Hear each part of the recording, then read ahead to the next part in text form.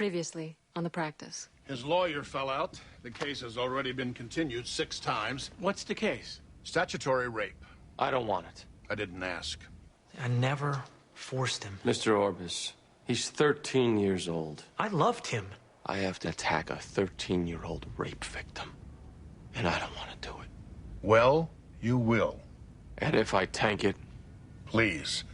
You don't think I just pulled your name out of a hat? Do you take drugs, Justin? All right. This is the accusing witness. Go ahead. After you were caught with drugs, Justin, you got suspended then, didn't you? Yes. And this is when... You hypocrite! You leave the church accusing us of enabling sex offenders. There's a difference between... There's a difference? I was ordered by the court. Then quit your profession. We, the jury, return a finding of not guilty. The defendant is free to go.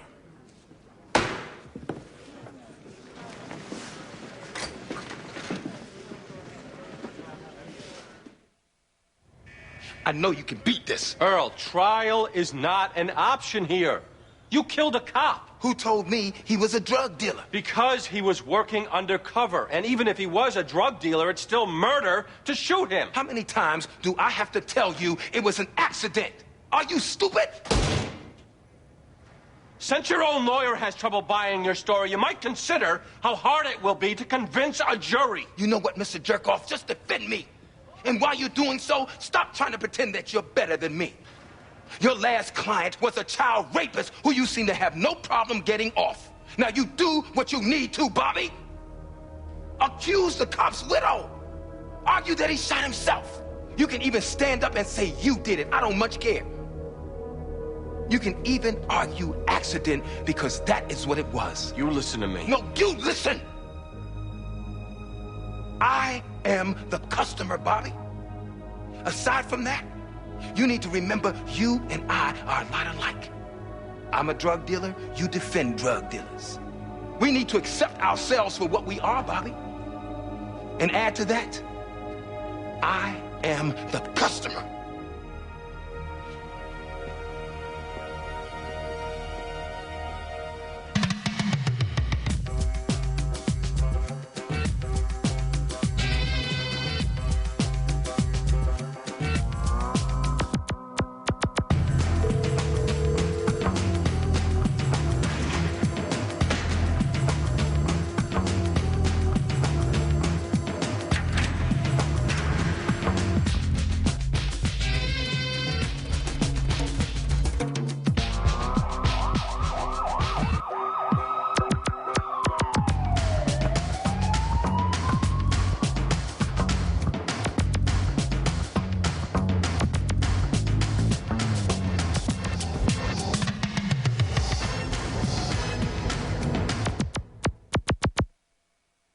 Why do I need help? I'm not saying you need help. I'm just offering. I'm fine. Thank you. Bobby, it is a cop killer case. Those 10... Did I lose the ability to try cases alone? No. Did I lose the ability to ask for help when I need it? No. Did you lose the ability to sleep? Because you look like crap. For you, I mean. You're still better looking than me.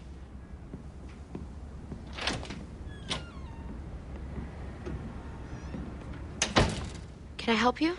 I need a lawyer. I was arrested. For? Drugs. Marijuana. They're gonna put me in jail. Jamie. Excellent. I'm Jamie Stringer. Hello. I'll be your attorney. You are? Tammy Rowe. Let's go in the conference room.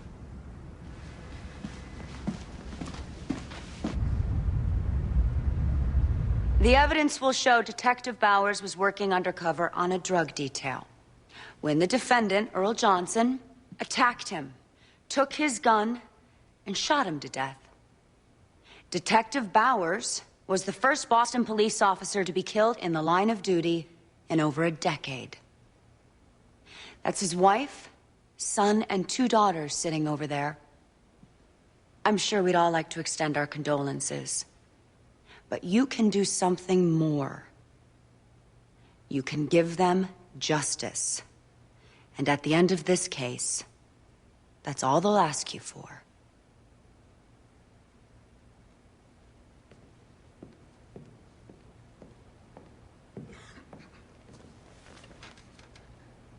Mr. Donnell?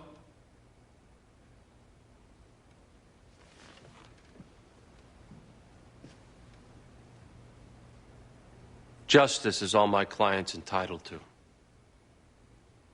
And it's all we ask for as well.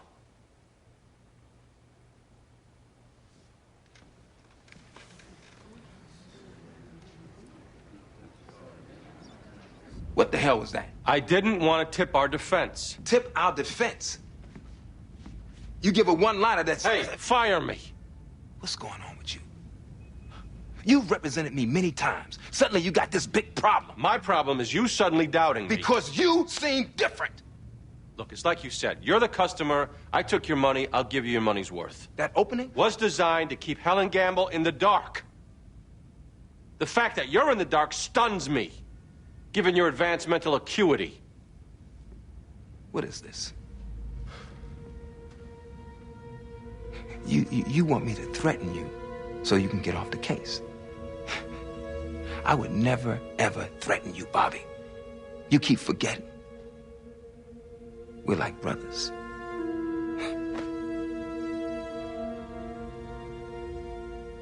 Will they put me in prison? I highly doubt it. The fact that they released you before even being arraigned... I'll see you at the courthouse, okay? Okay. Thank you.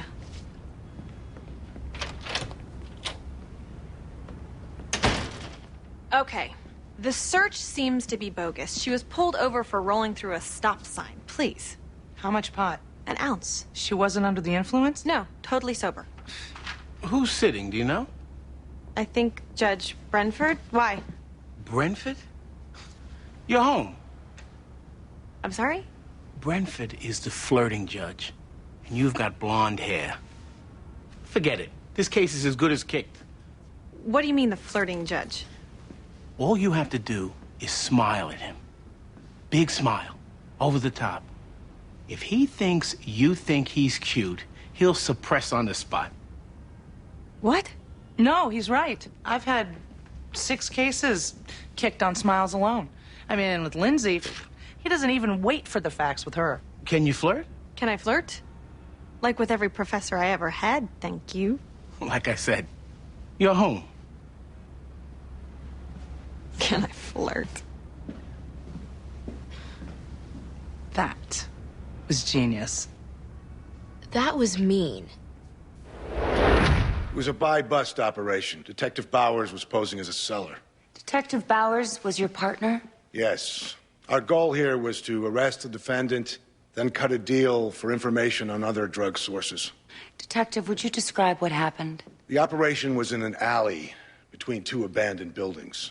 I manned an observation post on the roof of one of the buildings, and we had unmarked cars at either end of the alley. And? I saw the defendant, Earl Johnson, go into the alley and walk up to Eddie. A minute later, I heard a shot.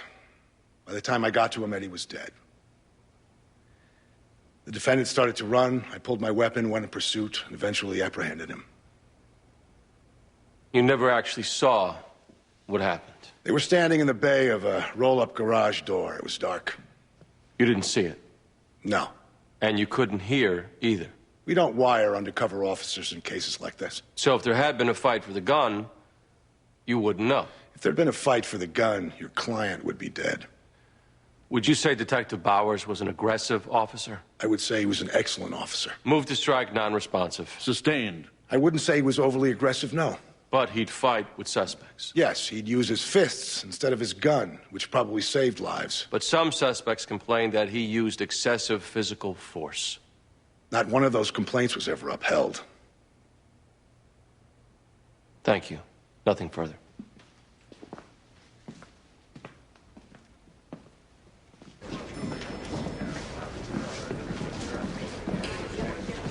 Okay, you're up next. I expect it to be pretty quick. Don't editorialize. This lawyer will make you pay for it. Just spit out the facts. You expect it to be quick. Ms. Gamble, you did read the autopsy. Yes, single gunshot wound to the chest. Did you keep reading?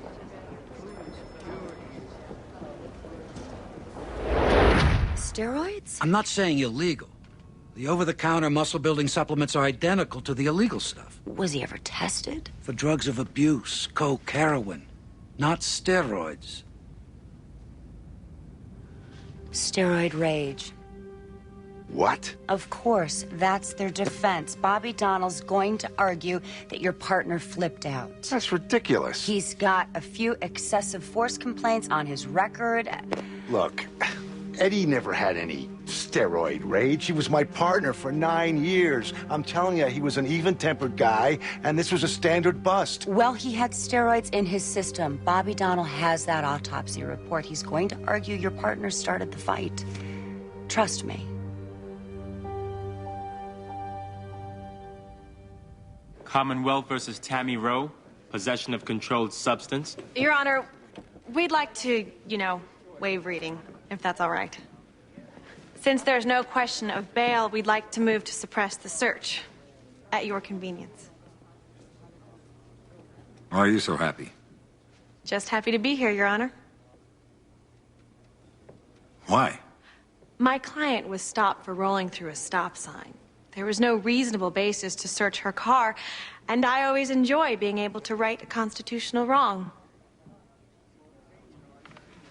Are you a real lawyer? Am I? Yes. Are you coming on to me? I would never. As hard as it is to resist. I just...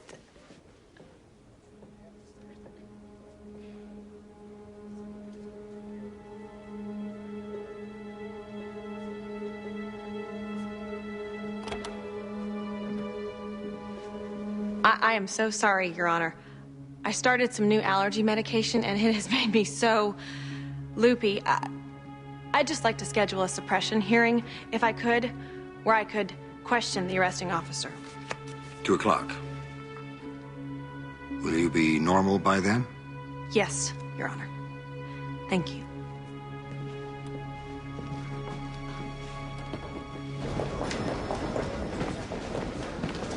What were you doing? It was technical. It didn't seem like normal lawyering to me. Wait here 1 second. I cannot believe you did that. It was a joke, Jamie. Calm down. It was not a funny joke. You humiliated me. This is a real case, and somebody's freedom is at stake, and you decide... It was marijuana. Please. Miss Stringer, if I may ask, what the hell was that? Didn't you hear me? Allergy medication. Uh-huh. Listen, I'll give your girl 2 years. If you challenge the search, I'm going for 7. 7? What? She has 2 priors for coke. Even so, 7 years. 1 was for dealing. Look, take the 2. Otherwise... I'll let you know.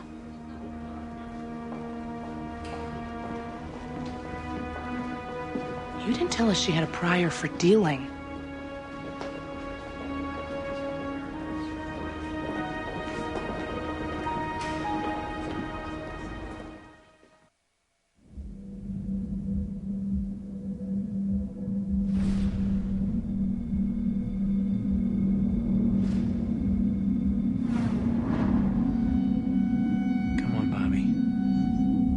Take your turn.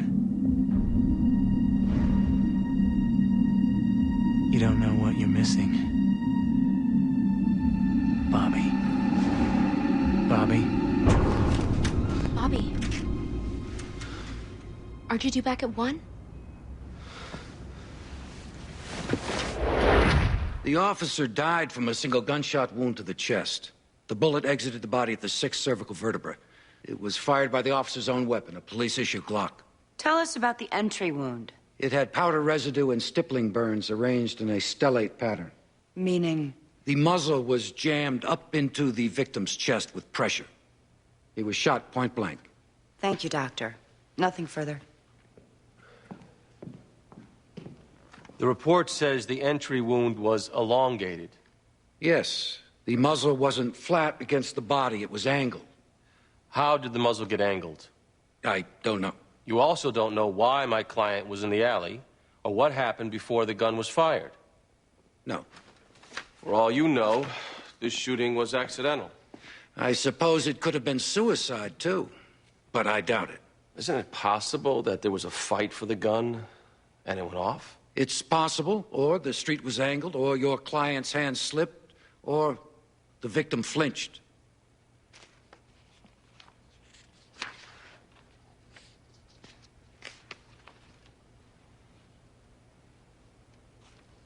Thank you, Doctor.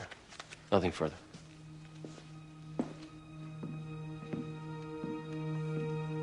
Ms. Gamble, redirect. No.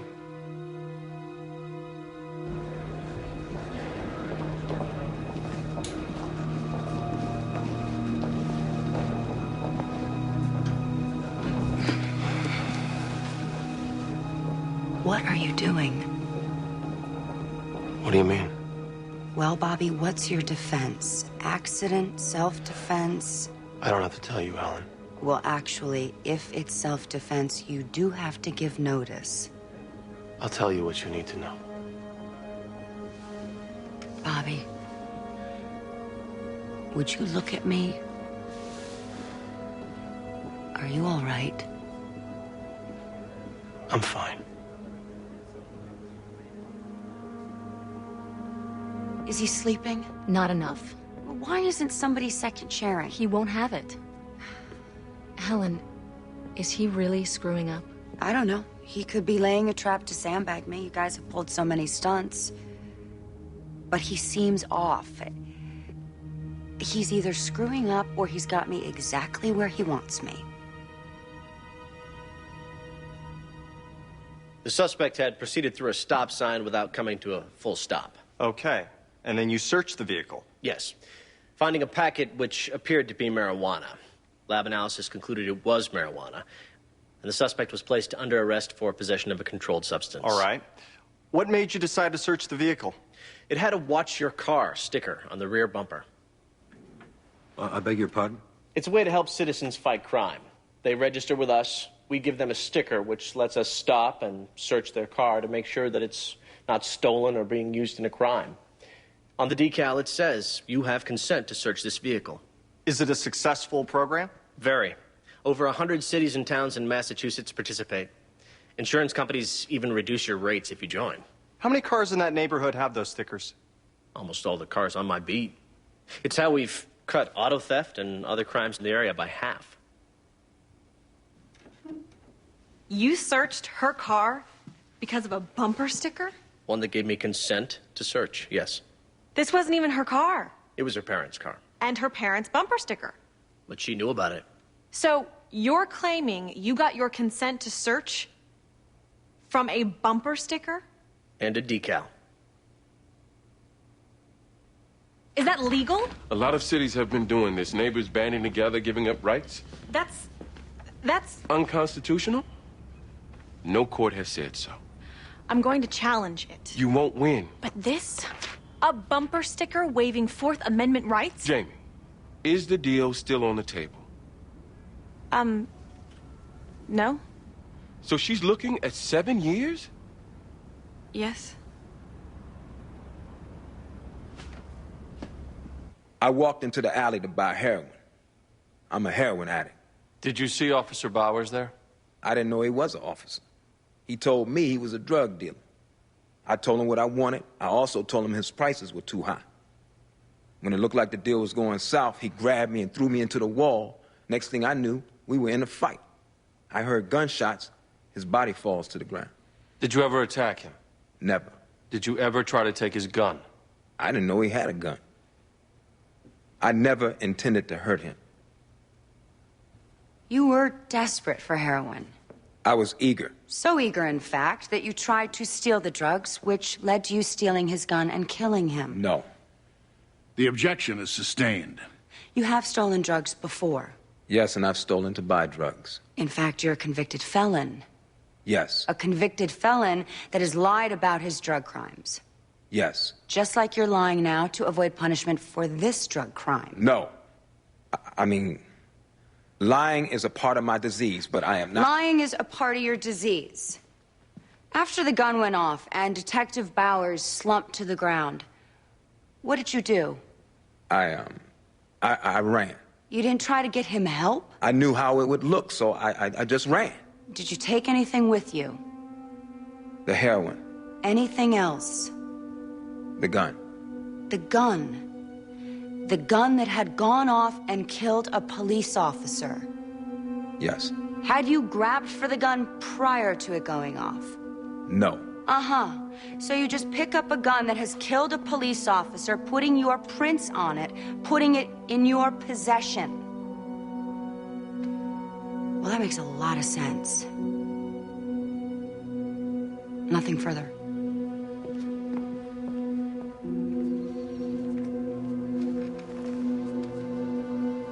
Mr. Donnell? The defense rests, Your Honor.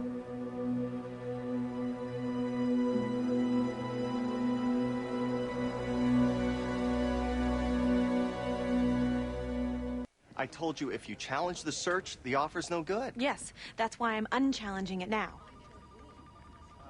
Please. Is this your first case? My first Are you kidding? Right. My first, I think not. Second. Look, the idea of this girl getting 7 years... I have marching orders from my office. The deal is off, Jamie. But on a more positive note, if you look over there,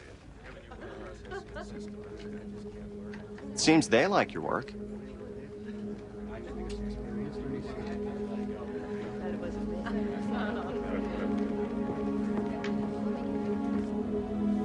Who are you feeling sorry for here? Yourself or your client? Both. Before, you were feeling outrage. You need to hang on to that. Use it. Challenge on Fourth Amendment grounds. Tap into your outrage.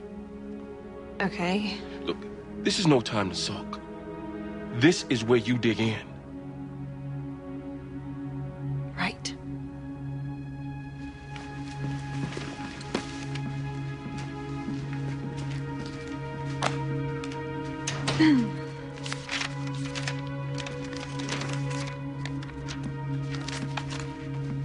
You need any help with research or anything? I'm fine, thank you. Jamie, I'm sorry. You know what? I really have to work on this, Jimmy. Okay? Sure.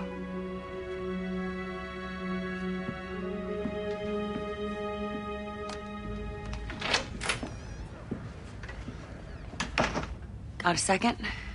Better be worth it, Helen. In addition to being ex parte, you're coming between me and the crapper. I already have the sports pages in hand. I'd like to move for a mistrial. I beg your pardon? As unorthodox as it seems... On what grounds? Inadequate counsel. You're the prosecutor. I'm also an officer of this court, and from where I sit, Bobby Donnell's tanking this trial. That's a pretty serious allegation. Look, the victim had steroids in his system. It was in the autopsy report. For Bobby not to take advantage of that. Maybe he didn't read the autopsy. We're talking about Bobby Donnell. Come on, he gave a 2-sentence opening. His crosses have been weak. Have you even been able to discern a defense theory? Yes. Accident. Look, the defendant is a cop killer. Clearly, I want to put him away. But I have a separate obligation to make sure his rights are protected. As do you. First of all, nothing Bobby has done rises to the level of incompetence. But if we have knowledge that a lawyer is deliberately trying to lose... Come on. Do you really think that? No. But I think he's hit a wall. He looks numb. Look, the law says I'm not supposed to undermine the defendant's confidence in his own lawyer. So far, this idiot seems fine with Donald. If you want, you can report him to the bar when this is over. Until then, all you can do is your job, not his. Helen, I will speak to it.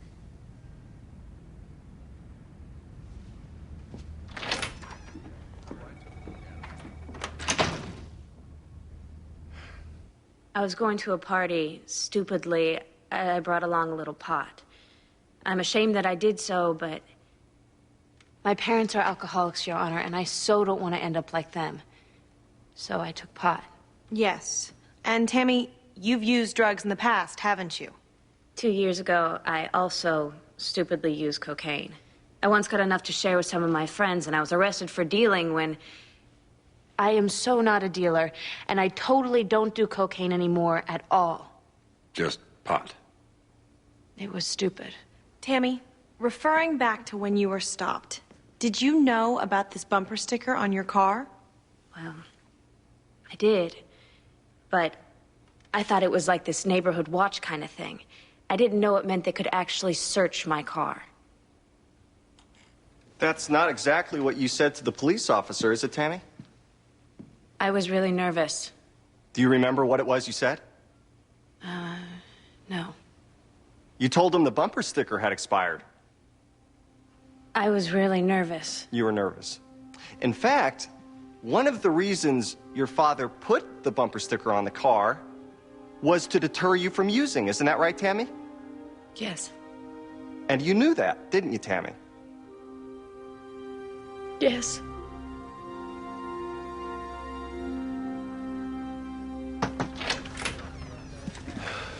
What's up? Why don't you tell me, Bobby? What's up? I'm not following. You think you're doing your best work in there? Hey, I'm open to ideas if you got any. Oh, you're open to ideas. How about an opening statement that runs to double digits syllable-wise? How about an aggressive cross-examination? How about you get it into evidence that the victim was on steroids at the time he was killed? It was a strategic decision. There was no evidence. Oh, bull. Your defense has been anemic at best. Helen Gamble is convinced you're tubing. Excuse me? She came to me as an officer of the court and asked for a mistrial.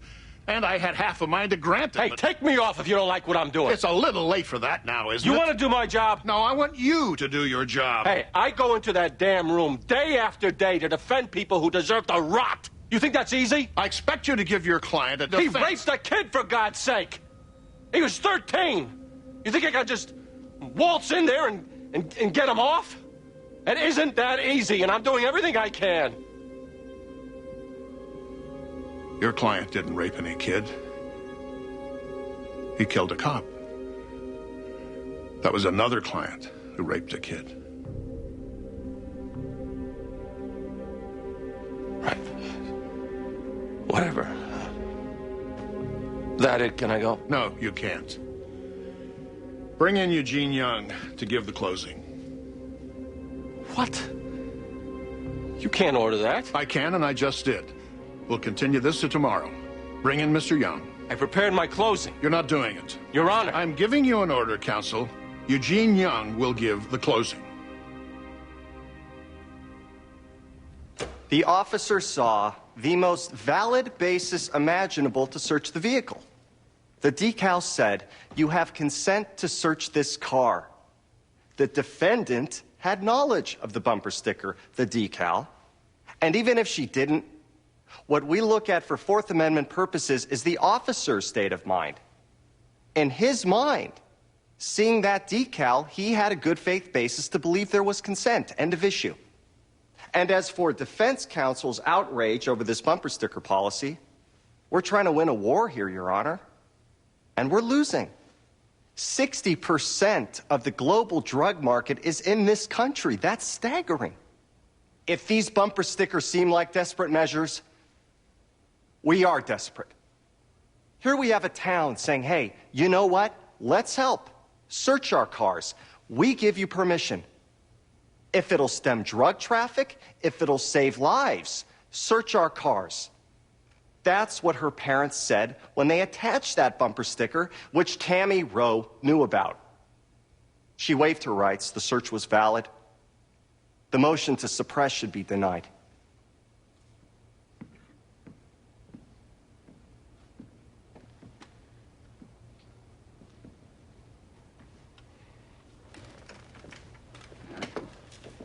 I had a law professor who would say, when people start to get scared enough, the first thing they'll sacrifice is their civil rights. And look what we have here. A whole town full of people slapping on bumper stickers saying, search our cars.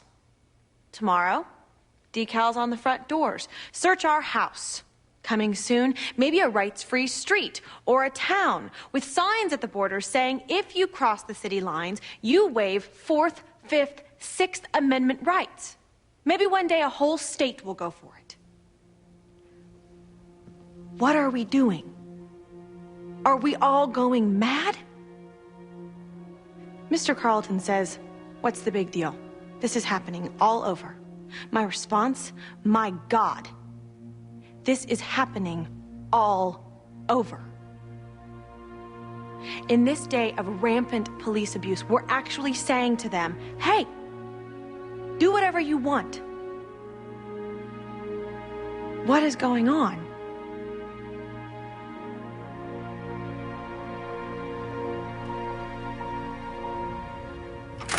What the hell are you doing going to SWAT Con? Please don't yell at me. I will yell. You call behind my back? That's defamation, Helen.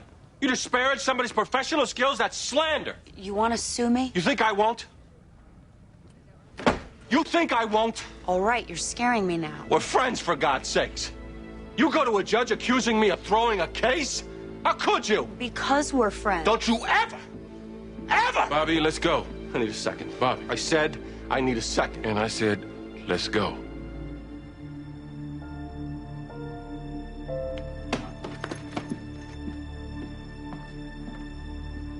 Okay? Fine.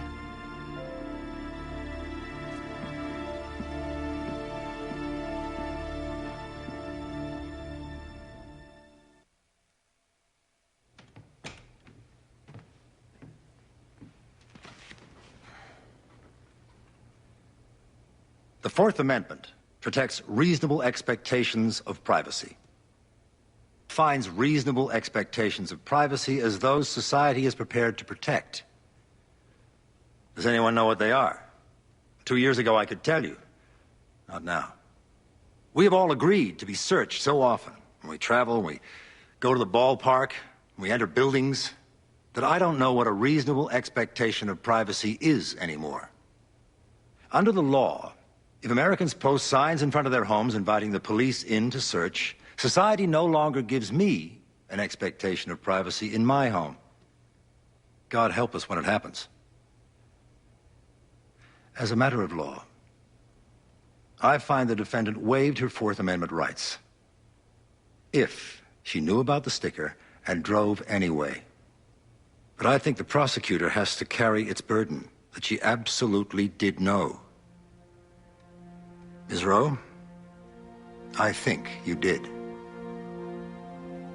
But since I can't be sure, I'm going to let what little doubt I have cut in your favor.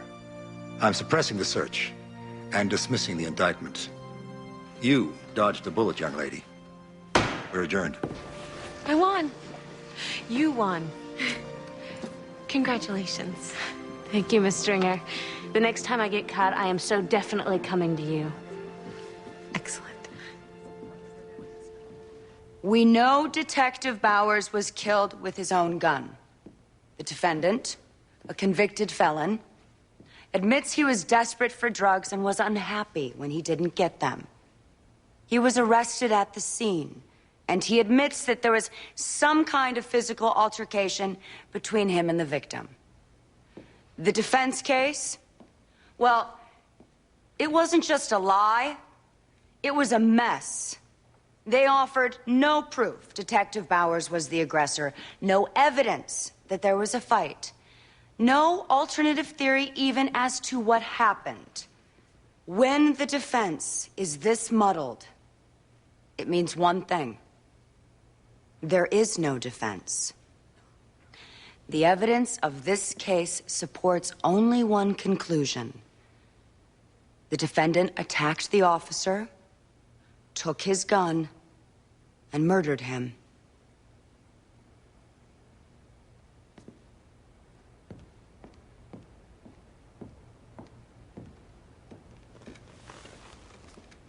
Last thoughts.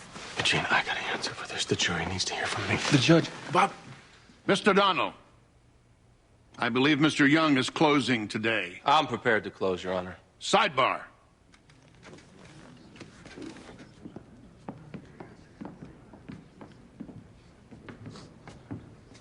I gave you an order, you son of a bitch. The jury has no relationship to Eugene Young. If I don't close, it undermines my credibility. It undermines my client's defense. You guarantee him a new trial. He's got one half guaranteed already. You want me to do my job? Let me do it. I'll close you down in a second if you Thank you.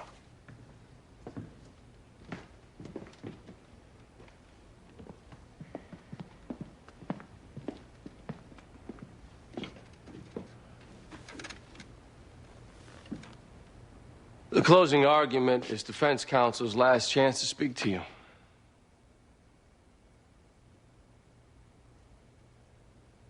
When I began trying cases, I get nervous before a closing. Lately, though, I haven't felt nervous. I haven't felt anything. Except maybe numb. What Ms. Gamble said about the defense, she was right. It was muddled, terrible. The truth is, based on my client's record, his stupidity, I judged him guilty. It's the worst sin a lawyer can commit. My job is to fight. I'm supposed to fight the power of the state. I'm supposed to fight for justice. Mostly, I'm supposed to fight for the defendant. I didn't do that. I don't feel anything about that either, except maybe tired. You know? I am sick and tired of fighting these cases for these clients accused of these crimes. Somebody's got to do it, I get that. But this time it shouldn't have been me. To my client, all I can say is, I'm sorry, you got screwed. As for you, members of the jury, the question is, did the evidence prove beyond reasonable doubt that this man committed murder? Clearly it didn't. Even with a half-assed defense, the prosecution can only guess at what happened. Nobody saw or heard anything. Can you imagine how much doubt there'd be if Mr. Johnson had a real defense? My client says he got into a struggle with somebody who he thought was a drug dealer, and the gun went off accidentally. He is a total piece of crap. But his version could be the truth.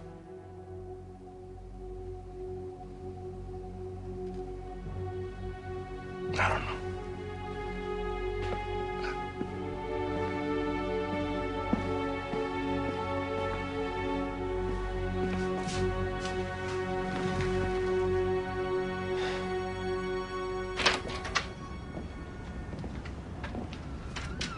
Did I do something wrong again? No, Jamie.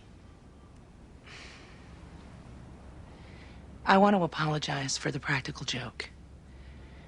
I know I've been a little rough on you, and I'm sorry for that, too.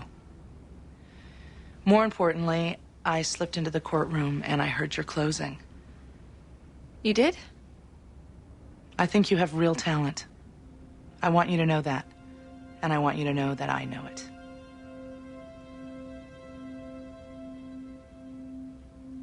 I feel like we should hug.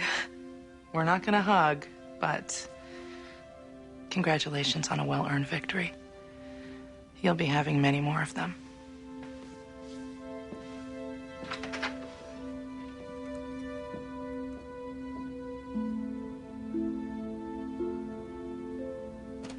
Madam Foreperson, has the jury reached a verdict? We have, Your Honor. The defendant will please rise.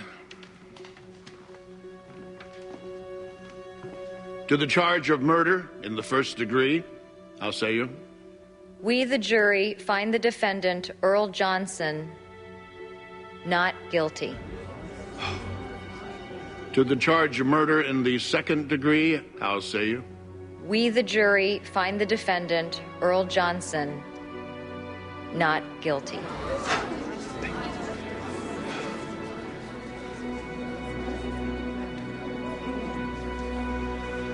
I gotta admit, Bobby, you were giving me pause there.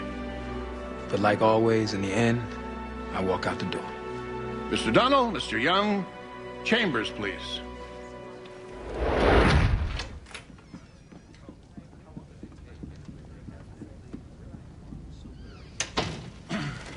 Congratulations. I'm sure you're feeling flush with victory. Bobby, I'm sitting you down. What are you talking about? You were extremely erratic during your rape trial. You were all over the place here. You briefly even forgot the crime which your client was charged with. I won. Because the state had no case, and the DA was too arrogant to charge manslaughter in the alternative. You're right. You won. Which means I can hardly take you to the Board of Bar Overseers. They'd never find you incompetent. But I can control what happens in this building. As of now, you're retired from trials. I'll be calling the chief judge shortly. You can't do this. I won't let you. Right now, it's a month. Push me, I'll make it 2. You're not well. Eugene, take him.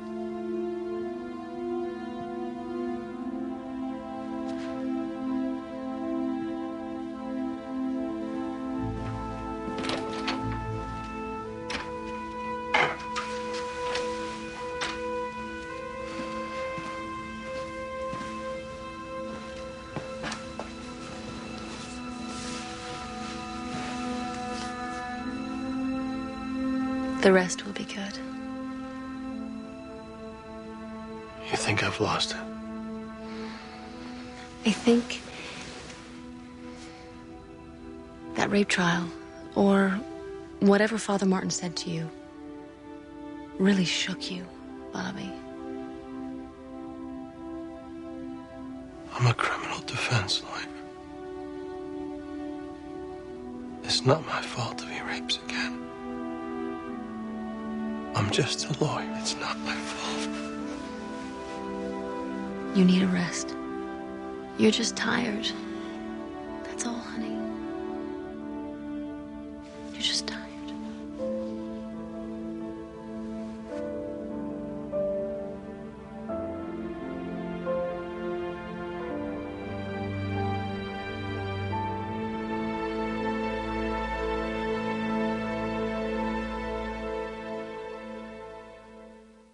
Previously on the practice. Okay, the search seems to be bogus. She was pulled over for rolling through a stop sign. Who's sitting, do you know? Judge Brentford? Why? You're home. I'm sorry? Brentford is the flirting judge, and you've got blonde hair. All you have to do is smile at him. Big smile, over the top. If he thinks you think he's cute, he'll suppress on the spot. What? Your Honor, we'd like to, waive reading, if that's all right. Why are you so happy? Just happy to be here, Your Honor. Are you coming on to me? I would never, as hard as it is to resist. I cannot believe you did that. It was a joke, Jamie. Calm down. You humiliated me. I'm going to let what little doubt I have cut in your favor. I'm suppressing the search and dismissing the indictment. Excellent.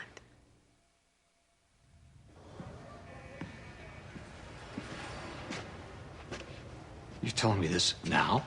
Normally, we like to present a united front. But Eleanor feels strongly that we should plead, and... Why? Basically, the media. On the evidence alone, I think our chances are okay. But the press is killing you. You're already guilty in the public's eye. Jurors are instructed to disregard what they see and hear. Of course they are, but these images have been on every broadcast, every night. Look at the pictures. I don't need to see them again. Stephen, to the extent that you're in denial, I think you do. I want you to really look.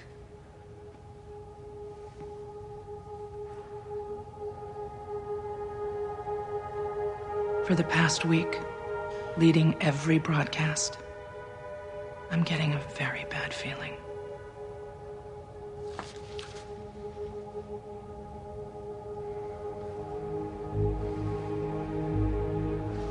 The case is circumstantial. On the evidence, I think we have a shot. Then I'm going with you. No plea.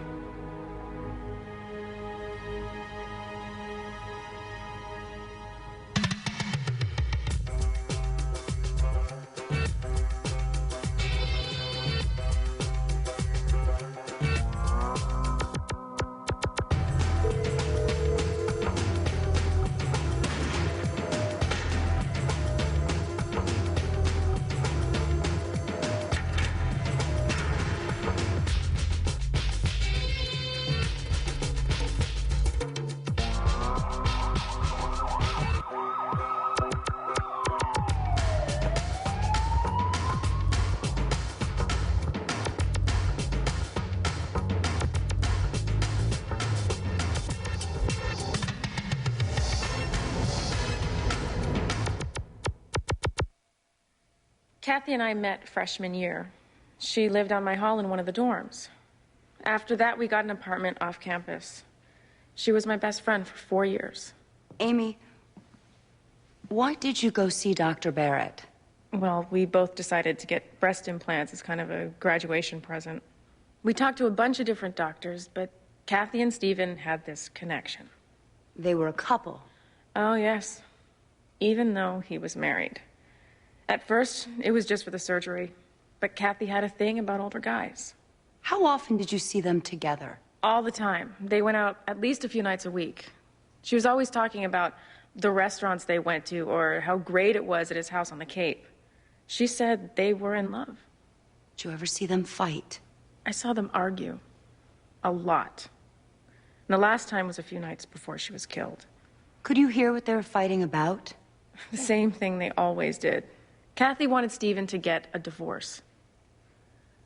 I didn't hear everything, but it was bad. She slapped him, and she told him to get the hell out. 2 days later, she was dead.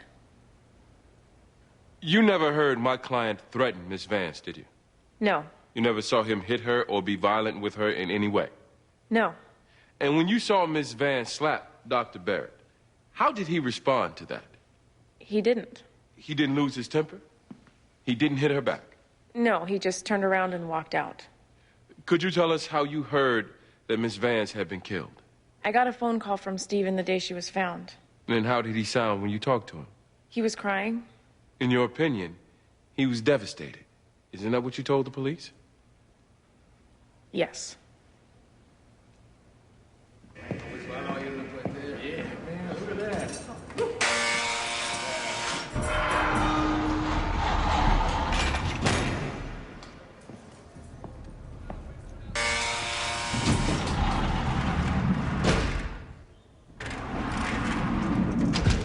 Thank you so much for coming.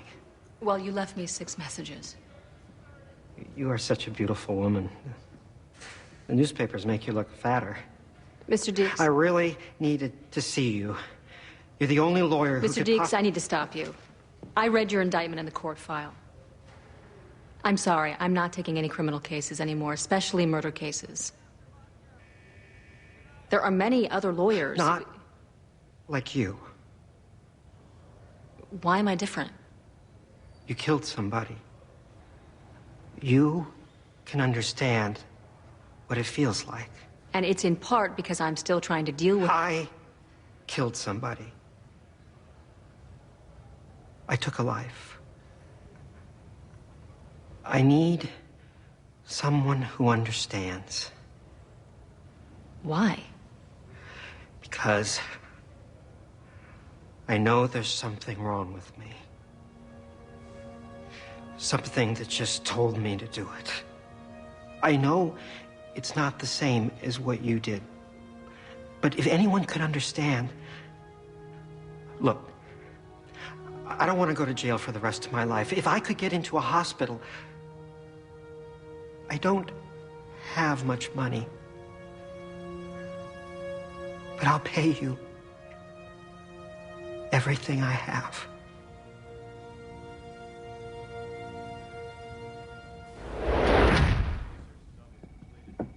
Hi. You wanted to see me? Yes, I did. I meant to grab you after last week's hearing. I wanted you to know that after a rather shaky start, I thought that you argued a persuasive motion. Thank you. This was my first real victory, so I'm feeling excellent. Yeah. A difficult issue, one on which I could have gone either way. Most judges, I might add, probably would have gone the other way. Oh, well, I'm glad for my side that... You got me. I thought perhaps you might like to grab some lunch. Wouldn't that be, like, incredibly improper? The case is over. Now, I take great pride in mentoring young lawyers. It's not something that's done often enough in the legal community. Well... I can't order you. That would be an abuse of my discretion, so let's just call it a request.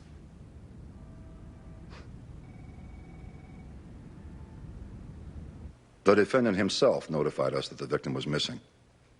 Upon locating her car not far from his office, we conducted an area search. Detective, could you tell us what you found? Body of the victim. Identified as? Catherine Vance. She had multiple stab wounds around her chest and defensive cuts on both of her hands. The body was naked, so we requested a rape kit be sent to the lab. Do you know the result of those tests? It was positive for semen inside the victim.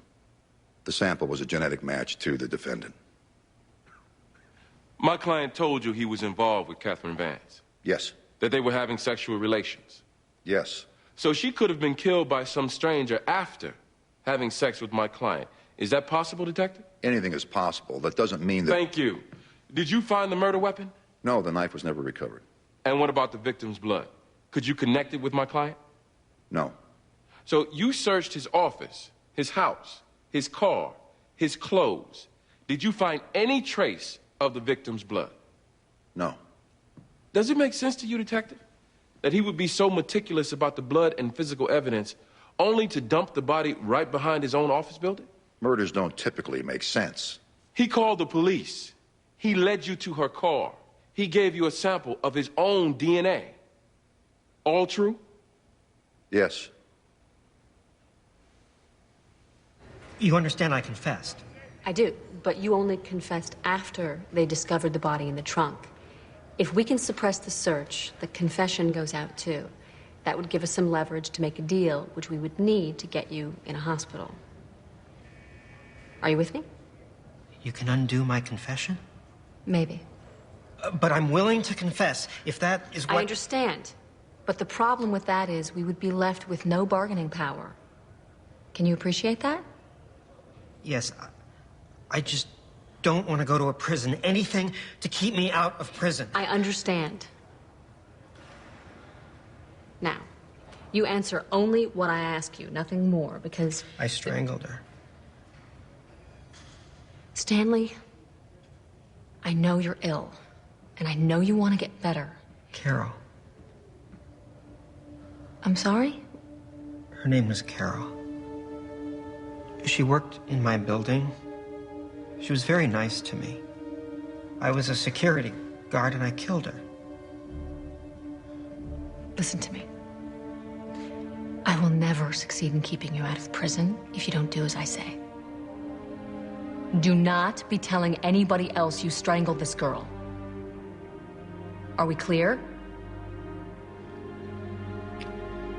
Okay.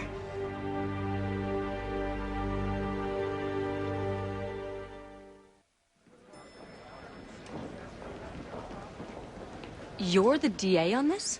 Perfect, isn't it?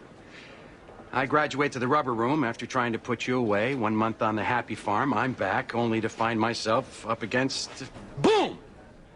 That's what I call you. I used to give my defendants a one-word moniker. It's how I kept track. My name for you was Boom. Since you were a shooter. I see. Listen. Now I call you Techie, since you got off on a technicality. Which do you like better, Boom or Techie?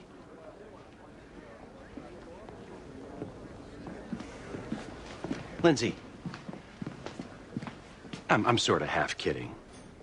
I'm trying to make light of my situation because I'm so deeply embarrassed over, Listen, I'm not going to give you a hug, but I'll try to be fair. More importantly, a noble officer of the court. Really. Walsh, why would they put one of their top people on this? Stanley, this is a murder case. You strangled somebody. Look, I'll confess. Don't start that again. He is gonna go for prison. Calm down. What if I can give them other information? I can trade in exchange for getting in a hospital instead of jail. What other information? I did other things that they don't know about. I don't want to know about it either. Look, let's tackle the suppression hearing and then go from there. Okay? Carol. What? Her name was Carol.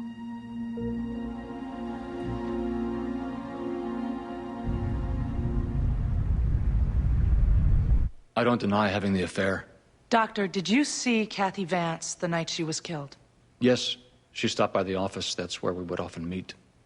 I work there at night when the staff is gone, and... Can you tell us what happened that particular night? She came by a little after 9, hung around while I finished some work. After that, we opened up a bottle of wine. We made love. In the office? Yes. And after? She left. She said she had a party to go to. I walked her to the door. We said goodbye, and that was the last time that I saw her. When did you realize something was wrong? Later that night, when I left to go home, I saw her car was still in the parking lot. I knew that it didn't make any sense, but I thought perhaps she got a ride from a friend, so it didn't really bother me. Next day, her car was still there. And what did you do? Now I got concerned. I called her roommate, Amy Wyatt. She told me that Kathy hadn't been home all night. I hung up the phone. I immediately called the police. They found her later that day. Dr. Barrett, did you kill Kathy Vance? No. I cared about Kathy very much. I have done everything in my power to help the police. I swear I don't know what happened to her. I wish to God that I did.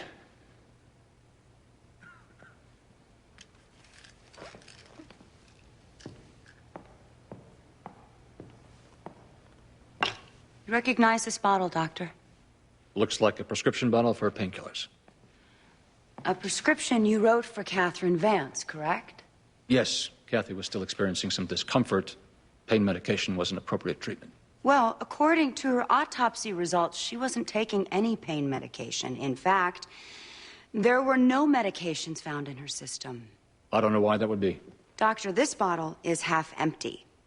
It was found in your desk in your office. She must have left them there. Well, I'm sure she did because you were the one who was taking the pills.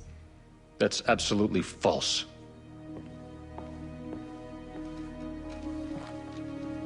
I have here 7 prescriptions written by you, all in the name of Catherine Vance. They were all filled in different locations, all in the last few months. Why so many prescriptions, Doctor? We also ran some new tests on your blood sample. Would you care to amend your answer now, Doctor? Okay. Look, I have a problem. She was getting the pills for me. But you're talking about my addiction. That doesn't make me a murderer.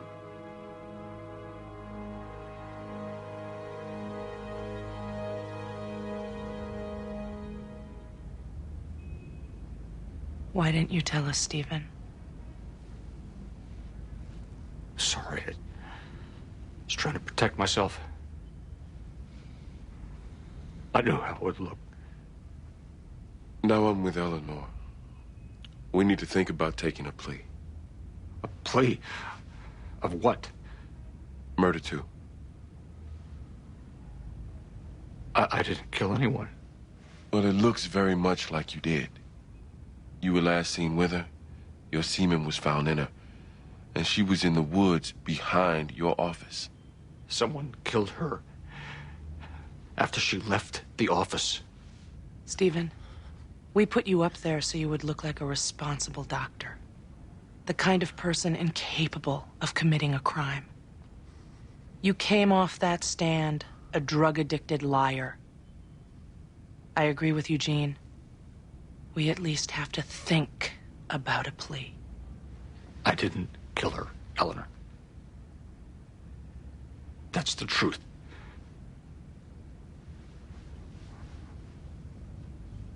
I'm not gonna plead to second-degree murder.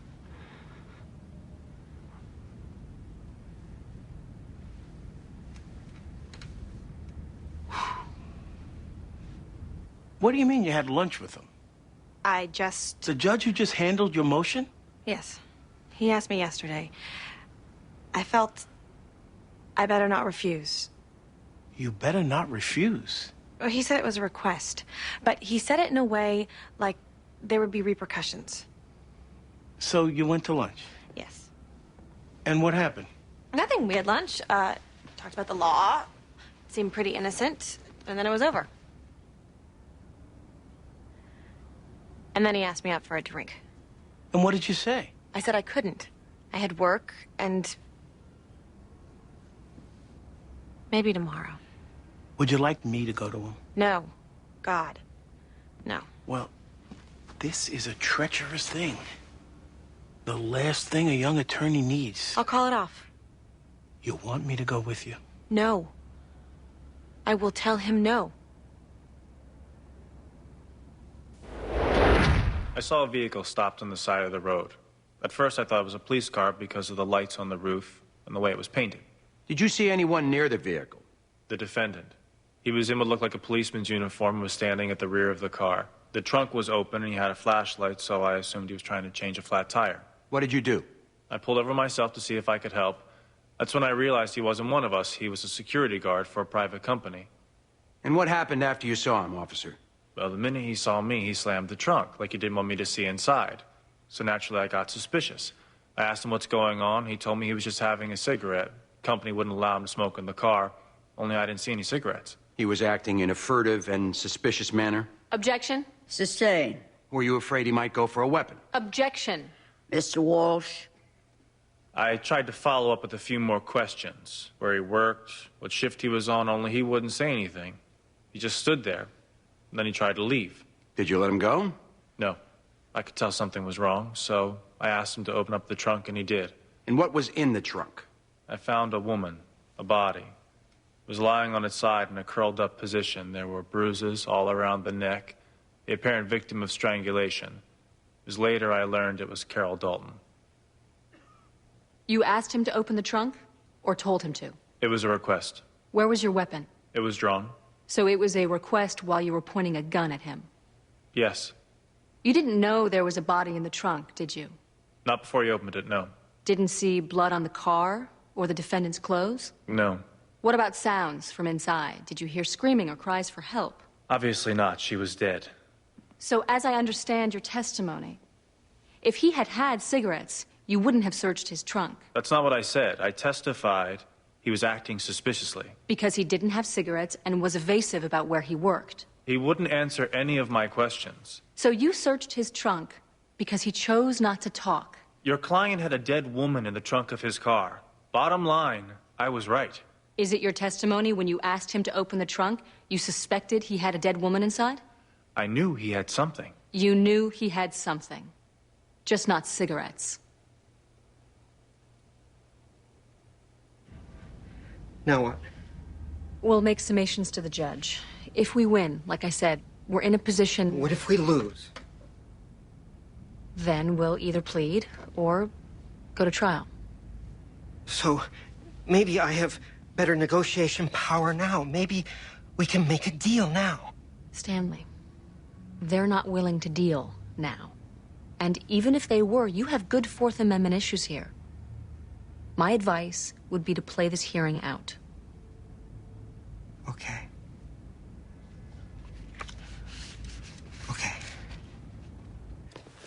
Commonwealth has one rebuttal witness, Your Honor. We call Margot Barrett. Objection. Margot Barrett enjoys spousal privilege. The Commonwealth And Mrs. Barrett has the right to exercise it, not Mr. Young's or his clients.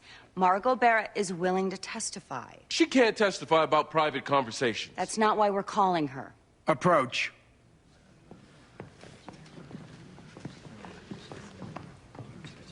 This is definitely unfair surprise. Shisless. Ours, not yours. Point is, you're prepared for her. No, we are not. Have you interviewed this woman? Yes. Then what's the problem? The problem is it's unfair surprise. And I'm only calling her to impeach. All right, look. We'll suspend for the day so defense can get ready. Tomorrow we'll start with Mrs. Barrett. Now step back. We're adjourned. What the hell is she going to say? No idea.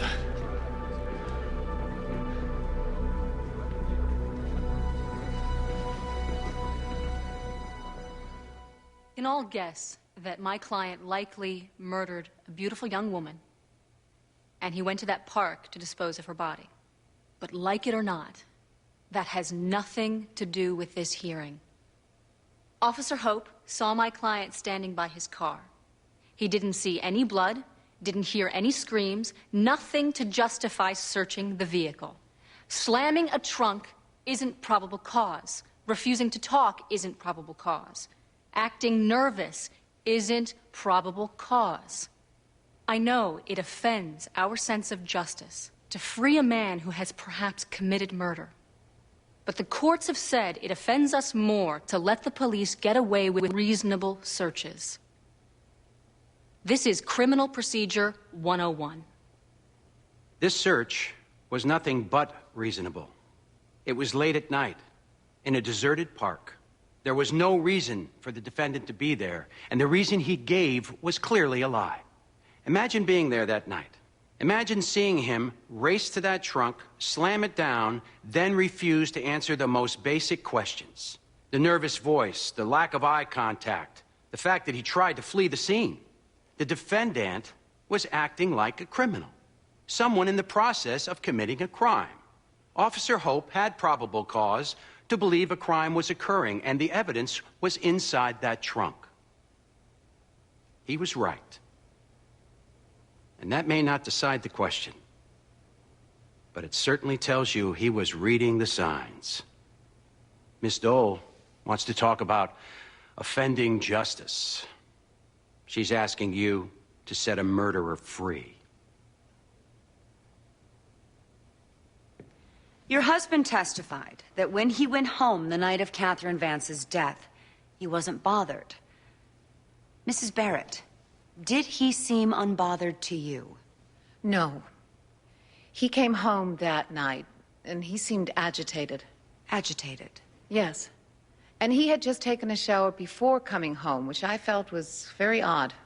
Did you ask him what was wrong? Yes, he said nothing. But what? From my perspective, it seems something traumatic had happened. Mrs. Barrett, do you think your husband killed... Objection. Sustained. I have nothing further. Did you call the police with any of your suspicions? No. He's my husband. I Oh, was he's hoping your to husband now. You said he took a shower. Is it your testimony that he never showered at work before coming home? No. He sometimes... Is it your testimony that he never came home from work upset? No, but here it was Is it your testimony that Ask that the witness be allowed to respond. She answered my question. Can you describe for this court your marriage, Mrs. Barrett? It's rocky. Rocky? You've talked about divorce, haven't you? Yes. Well, with a divorce, you could get half. If he should go to prison, you basically could spend it all. Objection. Is that what this is? You turn on your husband Objection. and stop? This is cross-examination. I'll allow it. My colleague, Eleanor Frutt, talked to you many times. Why didn't you ever mention that your husband seemed agitated that night? Because, You as hadn't I thought told... of it yet? Objection. Where were you that night? Here we go. Sorry, but when we interviewed you, you told us you had no information, and here you sit today with information. I guess that can happen when a conviction can give you access to over $2 million. Objection. Withdrawn. Nothing further.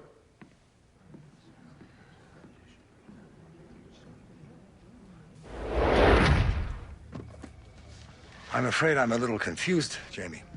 Well, I just think since you were the judge on my case, and I did begin the case with some serious flirting, to avoid even the appearance of impropriety, we probably shouldn't be seen having a drink together. Are you saying you'd rather get it privately? No. I'm saying we probably shouldn't get it at all. We shouldn't be social. Were you flirting with me because you were interested, or you simply trying to influence my decision? Well... Because it was the latter. Even though you didn't influence me, I should nevertheless probably vacate my decision and remand the matter to another judge to, like you say, avoid even the appearance of impropriety. Should I do that? Now it feels like you're threatening me to undo your ruling, in which case my client... I'm merely following up on your implied allegation. If you think there's any impropriety, it would be my duty to vacate and hand the matter to another judge. I don't feel there's any impropriety. You sure? Yes. I'm very sure. Because if a lawyer before me even questions whether I've stepped over the line... I'm not questioning. Okay. Then I can't see any problem with us having a drink together. I would tell you if I thought so.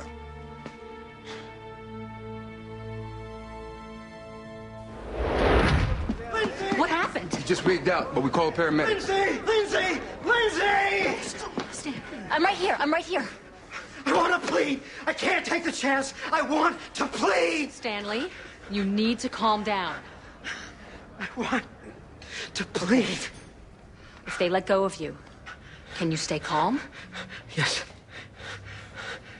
Go ahead. You okay? I need to talk to you alone. Handcuff him and cuff his leg to the table. No. Then I don't stay in this room alone with you. Simple as that. Okay. Stand up.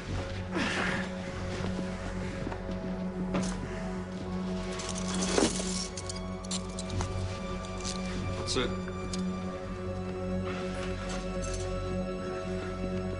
We'll watch through the glass. Thank you.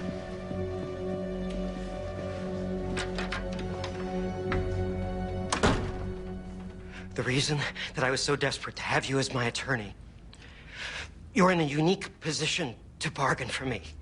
Why? Your old firm. It's on another case that I can help the police with. The police solved that one, Stanley. I don't... No, they didn't. I killed that woman. I beg your pardon? Kathy Vance. I stabbed her, threw her in the woods. I am willing to confess to that crime and this one here if they agree to put me in a hospital instead of prison. You killed Kathy Vance? Yes. And that's why you wanted me? Because of my old firm? And I know you're friends with the DA, Helen Gamble. You can make it happen. The judge is back. Oh my God. Look. What you have to give them, you'll still have it after this ruling. You might as well take your chances with Hiller. The search was bad.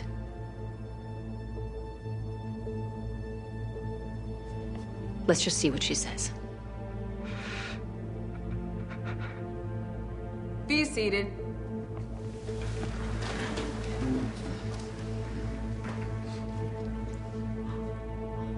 I have spent the past 3 hours trying to conceive of a way that I can uphold the search of the defendant's trunk and the ensuing confession.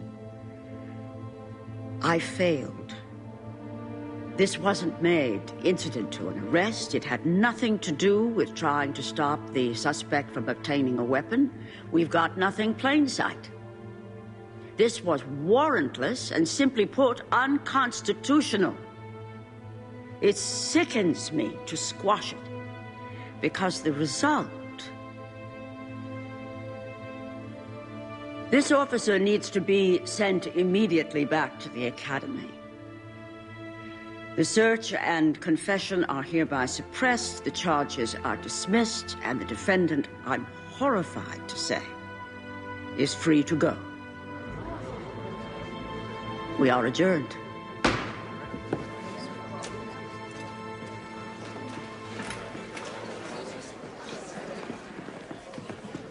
What happened? You're free. She threw out the search and the confession. I can just walk out? Yes, but you still want to help the police on that other matter and get some help. There's no need to now, right?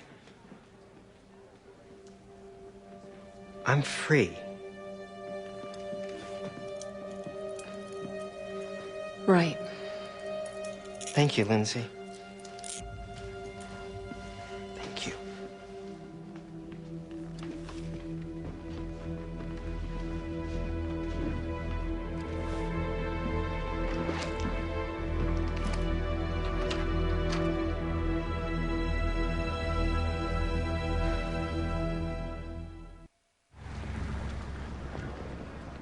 What do you mean you couldn't get out of it? He kind of tricked me. Tricked you how? He sort of implied that he would undo his ruling, though he was careful the way he said it. And he basically had me insisting there was no impropriety. And look, the guy's a judge. He's smarter than me. Jamie. Don't worry. I know how to dump guys and flatter them at the same time. I'll have one drink and I'll wiggle out of the situation. This isn't a frat boy. He's a judge. I can handle him. I can. Is he threatening you in any way? No. Jamie, you're walking down a path here. This is your career. And it's you. I can handle it. He was the last person to see her alive.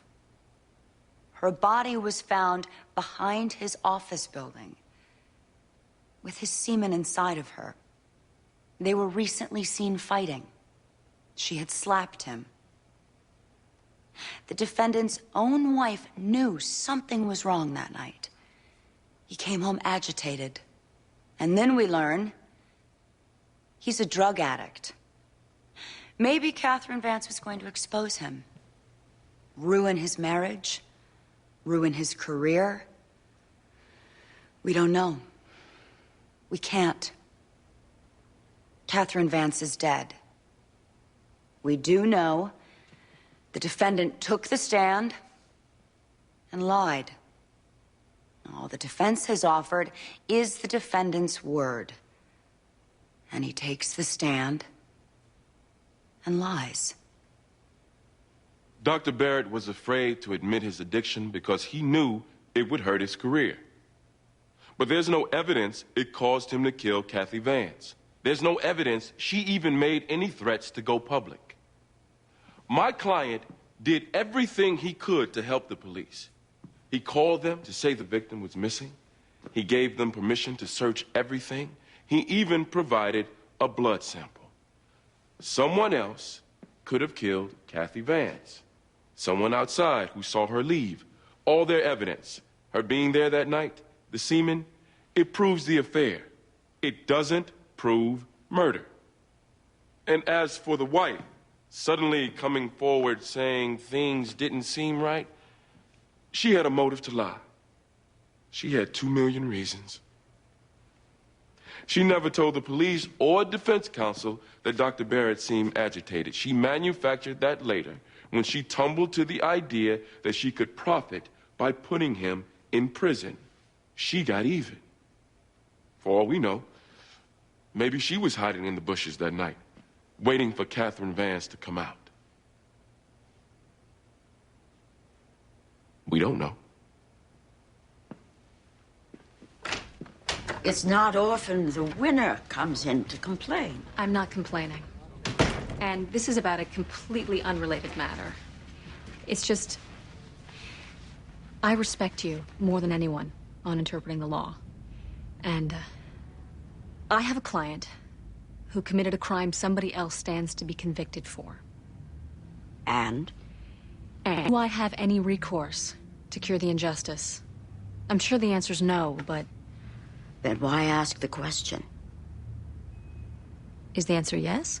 In 49 other states, your hands are tied. In Massachusetts, there is a provision.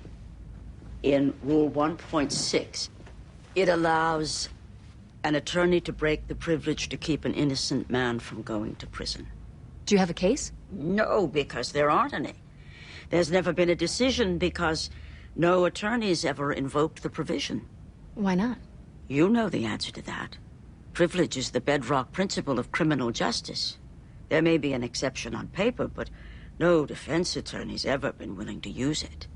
Rightfully so. But I can. I have the discretion. That's right. But, Lindsay, you'd be signing your own career death warrant. You'll be news, a pariah with every other attorney, not just criminal. What type of crime do you have knowledge of? It's a murder. Ah. Why am I not surprised? The reason this provision has never been invoked, most lawyers, most judges, including me, think it's wrong.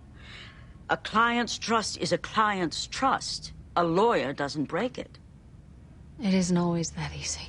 You think it was easy for me to kick Stanley Deeks? You came to me for advice. Technically, you can reveal what you know. Ethically, I say you don't. I don't know about you, but I'm pretty hungry. It's only 5 o'clock. I know, but let's head over to Jasper's. You can get a bite. It's not too far. Okay. Best thing about being a judge is the ability to say, day's over, folks. Sometimes think about going back into private practice, and then I think I'd miss the control too much. Door's open. Of course, what I'd really like is to captain a boat. That's the control I'm looking for. Be out in the open sea, sail to Nantucket. What's wrong? Jamie? I can't get a drink with you. I'm sorry, but having appeared before you on a case, I think it's wrong. If you feel the need to vacate your decision, that's your call. My call? I'm not getting this drink. Good night, Your Honor.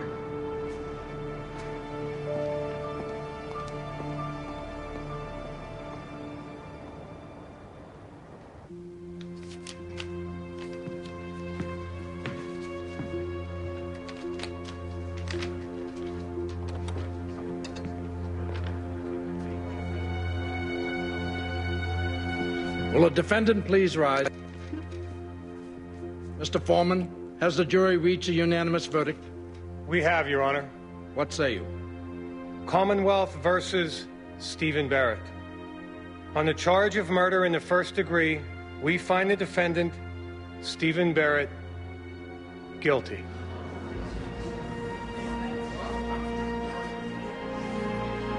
The defense moves to set aside the verdict. Denied.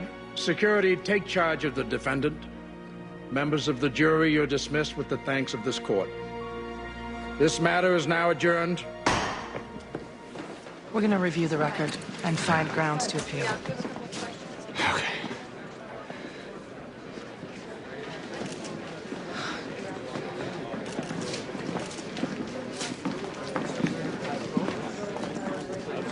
You can go. I'll handle this.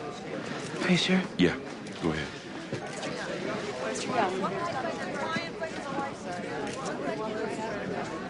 Lindsay. Hey, I came to bring you luck. Sorry. Yeah. Excuse me, Miss Friend. Eugene Young will be fielding all your questions. I've got no comment. I'm sorry.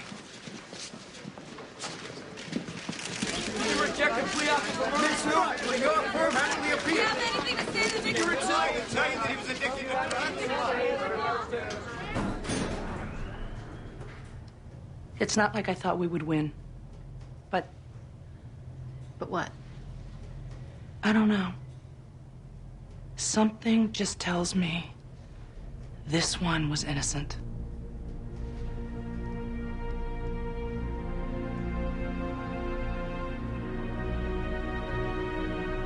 Any grounds for appeal? I don't know.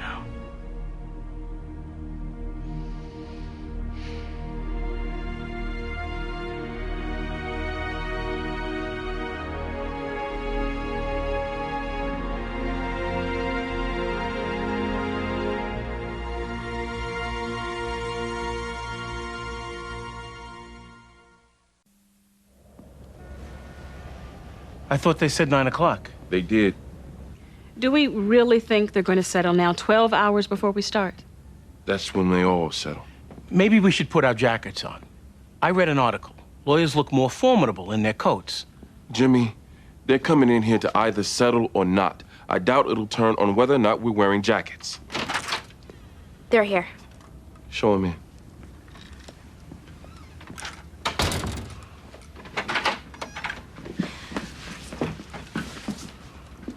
Sorry we're a little late. It's okay. Please.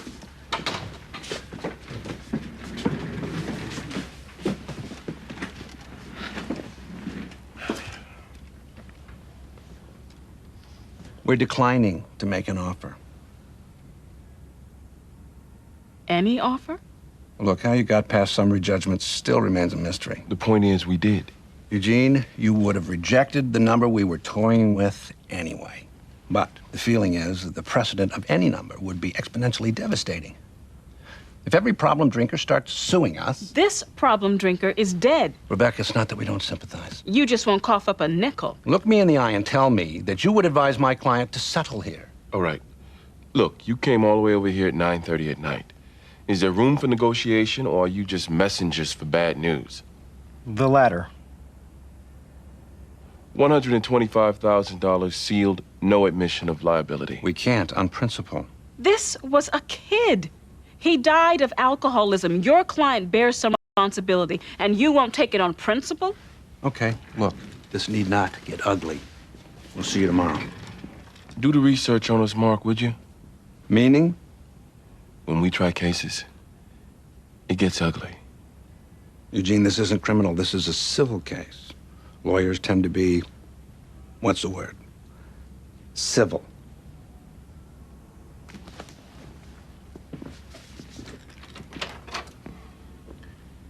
I don't think you scared them.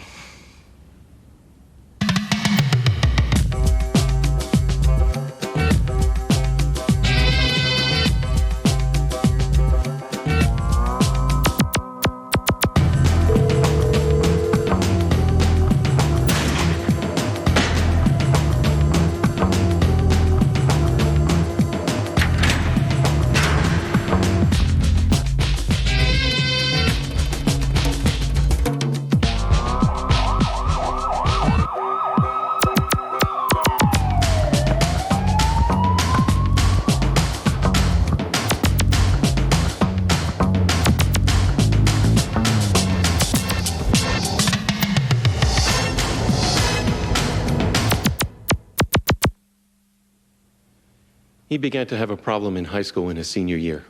A drinking problem? Yes, I mean, it wasn't that he was terribly into parties. Michael was an athlete. But it started with beer, and it sort of shifted into hard alcohol. His mother and I got him into a treatment program. Was this successful? Yes, for a year. But then in college, he got into the frat scene. There was... What happened? His grades suffered. He didn't graduate. His friends abandoned him. We did an intervention in 1999. In April 2000, he was released. He spiraled down from there. He was living on the streets. He died of alcohol poisoning that spring. And you're blaming Porter's Brewery for your son's death? He primarily drank their beer in high school. I'm certainly aware that there were other beers, but for the most part, it was Portis. Did he have other difficulties? None. Michael was an athlete. He admired athletes. He watched all those beer commercials they run during the games. He saw his favorite ball players endorsing Portis and other beers like they were nutrition drinks. These companies targeted my son and other young kids. Drinking is cool. Drinking will get you girls. Well, it is not cool. Drinking killed my son. Is it your testimony, sir, your son thought beer was a nutritional drink when he began consuming it? That question reflects the very arrogance of your client who refuses to take responsibility for contributing to a young man's death. Do you take any responsibility, Mr. Barry? Your son was underage, drinking illegally. Let me ask you, do you drink? In moderation. Responsibly? Yes. Your son was raised in a household where his parents drank moderately and responsibly. Yes.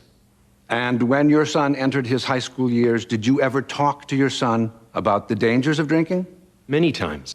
You feel you adequately informed him as to all of the risks? Look, no matter what parents say, it is hard to compete with the images of fun and social acceptance that is being marketed by the alcohol industry. My question is, do you feel you adequately informed your son as to the potential risks of consuming alcohol? Yes. Thank you, sir. And I'm very sorry for your loss.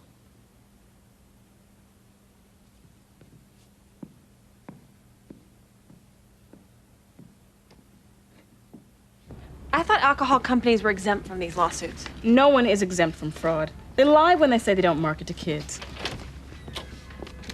Can I help you? Yes. I'm looking for Eleanor Frutt. I'm Eleanor Frutt. Hello, my name is Stephen Marshall. I'd like to hire you. Is there some place we can talk?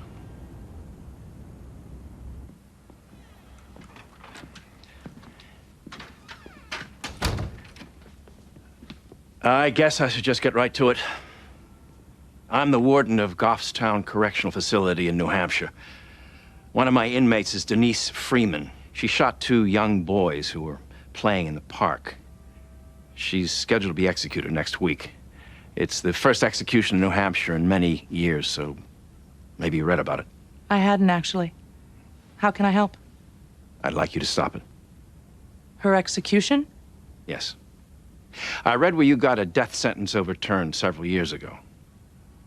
I drove down here on the chance that you could possibly work your magic again. You're the warden trying to halt the execution. Yes. Against the death penalty? No, not at all. No. In fact, I think we should employ it more often. But we shouldn't be killing Denise Freeman. She's not the same person who committed those crimes. I know they all claim that, but she really isn't. That's why I drove down here. To convince you to help save an extraordinary woman.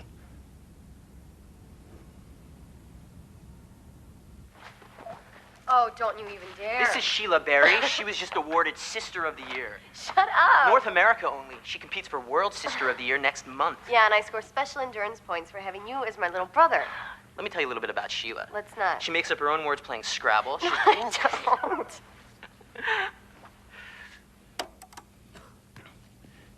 That was your brother, Michael. Yes. Does that video fairly reflect his personality? He had an amazing sense of humor. He was shy. You don't get that from the video. He was very shy. I think that was one of the reasons he drank at parties. Socially, he was a little uncomfortable until he got to know people. When was the last time you saw your brother? About a month before he died. Where'd you see him? My apartment. He came to ask me for money. He was living on the streets. Did you loan him money? I told him he could move in with me if he wanted to. But I wasn't going to give him money so he could just go buy liquor. I begged him to get help. But he just walked away. That was the last time I ever saw him. I have nothing further.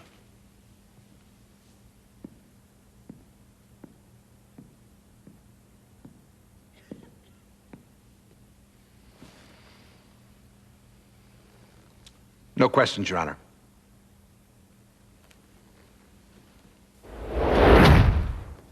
It isn't exactly great timing for us to be taking a pro bono case. I'm not saying I definitely want to take it on, but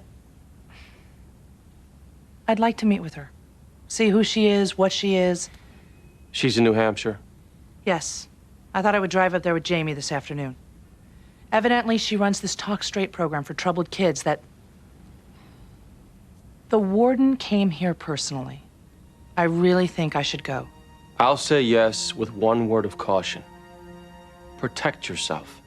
I'm sure there'll either be a guard or a partition or... I'm not talking physically.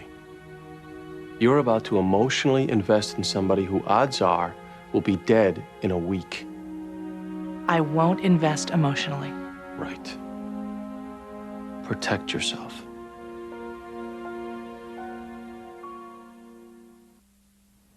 The cause of death was alcohol poisoning. Doctor, Michael Berry went in and out of many treatment programs. Why couldn't he be cured? Because he was addicted.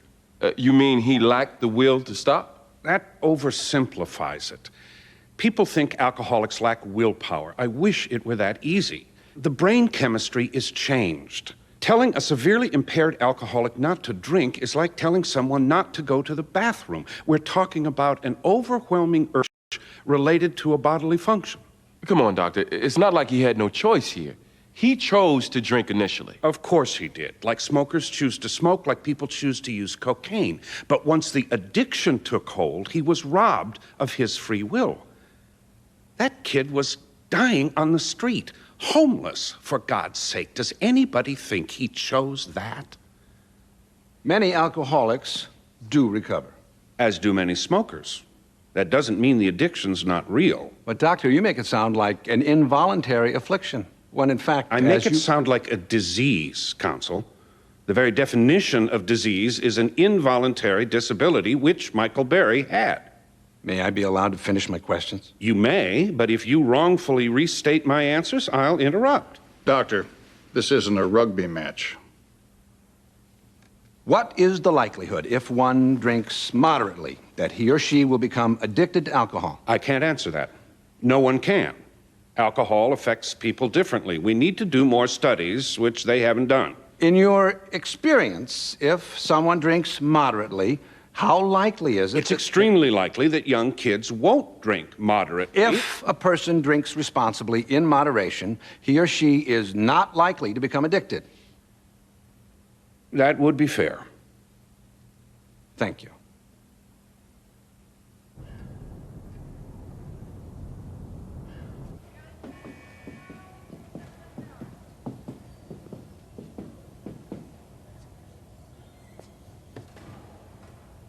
I need you to look at me, Janice.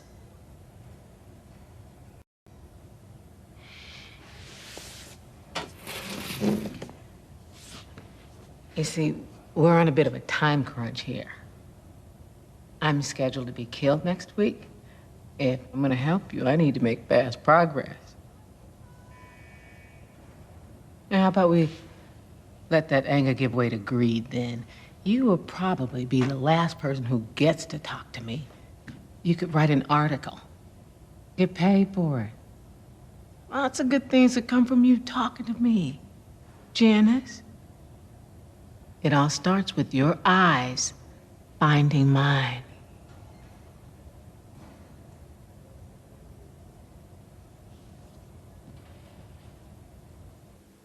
I can't tell you how many kids whose lives she's rerouted. She connects with every single one. She'll get to this one, too. You watch. All the appeals are exhausted? Every one. There's a petition for a stay with the Supreme Court. That's not going to happen. Look, as I said, I'm pro-death penalty. But this one, she's something. The problem is I am also a murderer. At least I was before I got on the medication. I shot a 13-year-old boy playing on a jungle gym. And then I pointed the gun and shot his 11-year-old brother. I was every bit the monster the prosecution made me out to be. You need to be clear about that. You mentioned medication. What medication? I've been on a psychotropic cocktail for the last 8 years. And before you took it?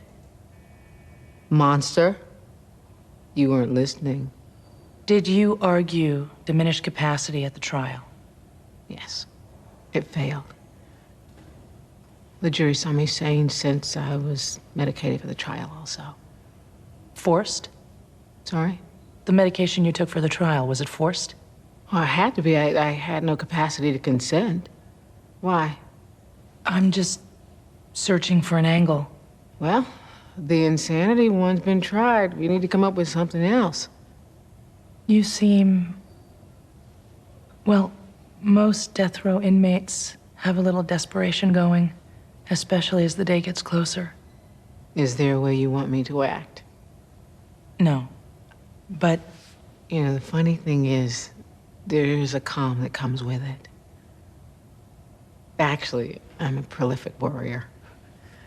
But now, you know, I'm not afraid of getting cancer, financial security, problems in the Middle East. None of that gets to me. I'm gonna be dead in a week. There's a calm that comes. Underneath the cool, I'm gonna be dead in a week. Do I really need to make a showing of desperation?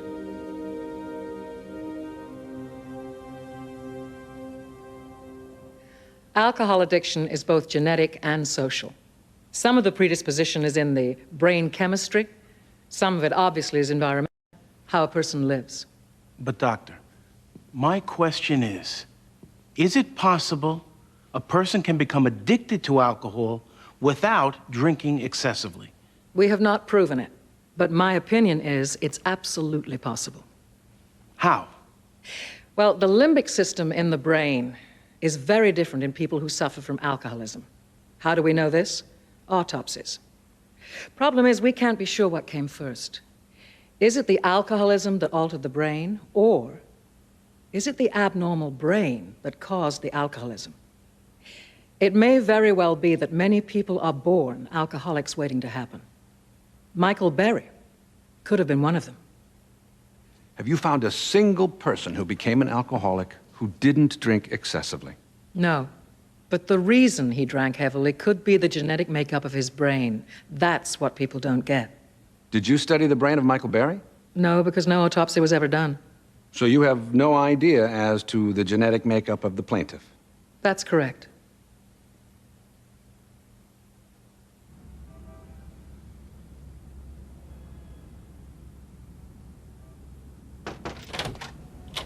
Hey, how's it going?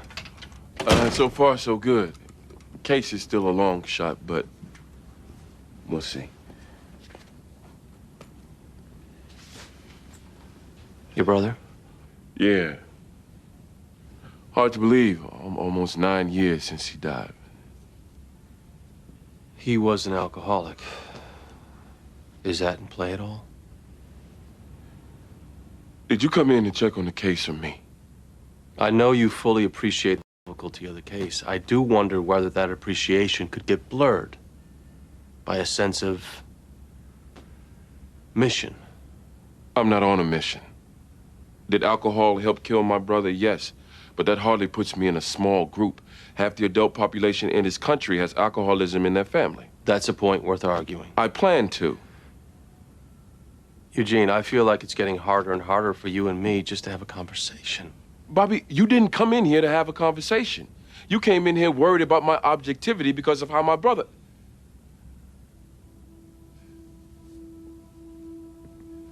Like you say, I have a full appreciation of the difficulty of the case, and if an offer does come in, I'll recommend settlement to the client. Okay.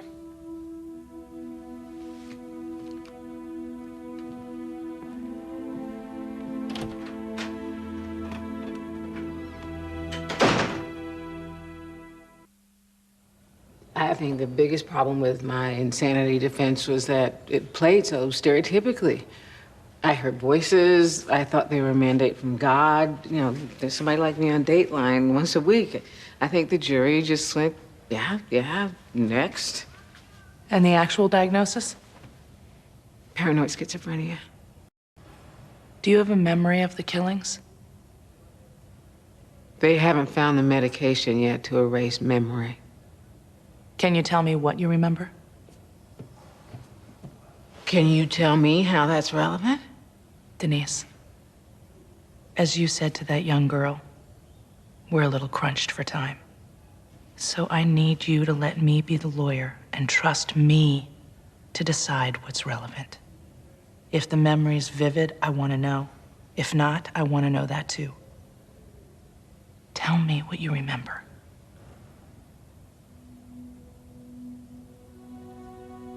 In the moment time slowed down, I saw the bullets travel. I saw them floating through the air like feathers. They hit the skulls. Two incredibly sweet little boys. These floating feathers just made their heads go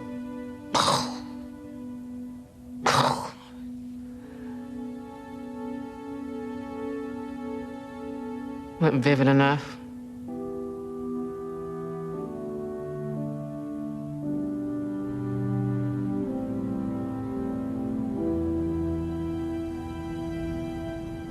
Alcoholism is something we all need to be concerned with, and we are at Portis. I guess the question becomes, how do you manifest that concern? First, by putting warnings on every single one of our products. But that's something we probably should do a better job of publicizing the health benefits. The benefits? Absolutely. Studies now show that having a drink or two of alcohol every day can help fight heart disease. Evidence is now coming in that it can even promote mental health and possibly prevent Alzheimer's. Some doctors are recommending to their patients that they consume moderate amounts of alcohol to promote general health, well-being, and longevity. Is the defendant testifying in the narrative? Mr. Carroll, a young man died here. And it's a tragedy. My heart goes out to his family. I had a nephew who was killed by a drunk driver, and I'm angry about it to this day. But I'll tell you, this country as a whole is vigilant about this. We have mothers against drunk drivers. We have PSAs on every channel. In our own advertisements, we warn about drinking and driving. This isn't some obscure, latent peril lurking in the bushes. The message on irresponsible drinking is out there, and it's been out there for many, many years. Our industry has spent millions of dollars on that message, and I'll tell you something else. The majority of Americans get it. Objection! Mr. Grundle, you need to ask your client a question. He only need respond to that question. Mr. Carroll, what about the specific problem of underage drinking? We fund numerous educational awareness programs, more than any other industry. We pay to train vendors not to sell to kids. We agree with the law, which raises the legal drinking age from 18 to 21, and let's think about that. You can vote, you can fight in a war, you're considered an adult for the purpose of the law in every single way at the age of 18. And we still say, whoa, we're going to make you wait an additional 3 years before you can drink. Why? Because we recognize the need for maturity and responsibility. In fact, the only thing left for us to do would be to ban alcohol altogether. We tried that in this country once and it didn't work. Run that by me again? It's not as crazy as it sounds. Just the same once more. Okay. She stops taking the meds, in which case she regresses quickly, I might add, according to the doctors. Once she becomes schizophrenic again, we get the diagnosis of insanity. Supreme Court has expressly held the 8th Amendment prohibits executing the insane. They also held you can force medicate to make a person sane. They upheld forced medication to make a defendant competent for trial, not necessarily for punishment. Bobby, I can't think of anything else. You want to take her off the meds? And try and stop the execution on the grounds that she's insane. At a minimum, it could buy us time. The death penalty is vulnerable. Time is time. What do we have to lose? How much money does the alcohol industry make per year? A lot.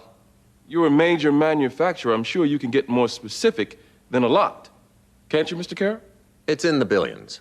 It's close to 120 billion a year. 120 billion. Which contributes to a healthier U.S. economy, Mr. Young, and employs hundreds of thousands of Americans. Thank you for that. How much money does your company spend to build or contribute to treatment facilities for alcohol abuse? We make beer, Mr. Young. We're not in the hospital business. The answer is zero. No, it is not. We donate a great deal of money to prevention programs. A great deal? More or less than 1% of what you spend promoting alcohol use? Hey, since it's voluntary... Less than 1%? I'd have to check the figures. Well, I have some figures.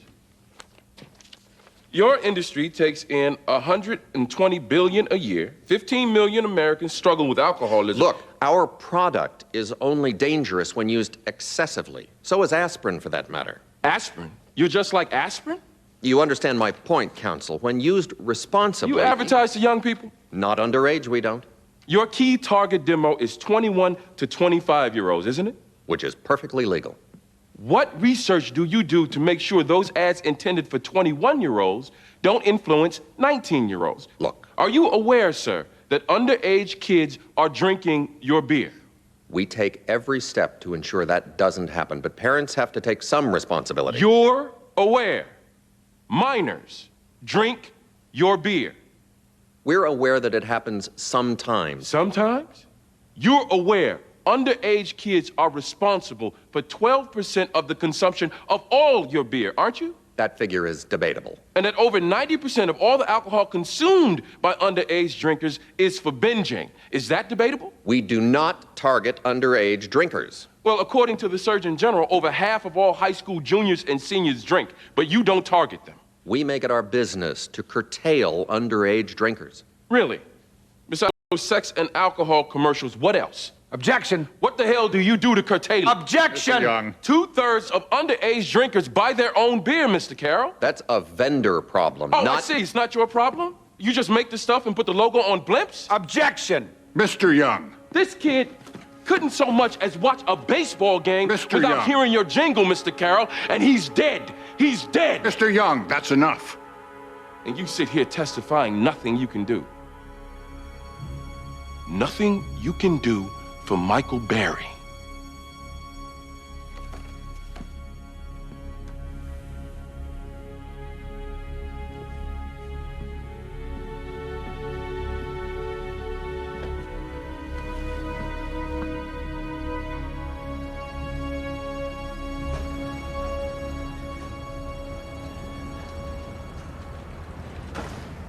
Go off my medication?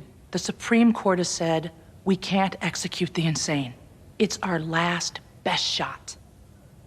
Up until now, we have argued don't kill her, she's not the monster she used to be, and now you want me to go off my medication so that you can argue don't kill her, she is the monster she used to be? Yes. And then after that, we'll argue that it's cruel and unusual to keep you insane, and we'll hopefully get you on the meds again. Oh, it sounds perverse. It is. And they will no doubt try to force medicate you. It's been upheld in the past, but I have a better chance at beating it.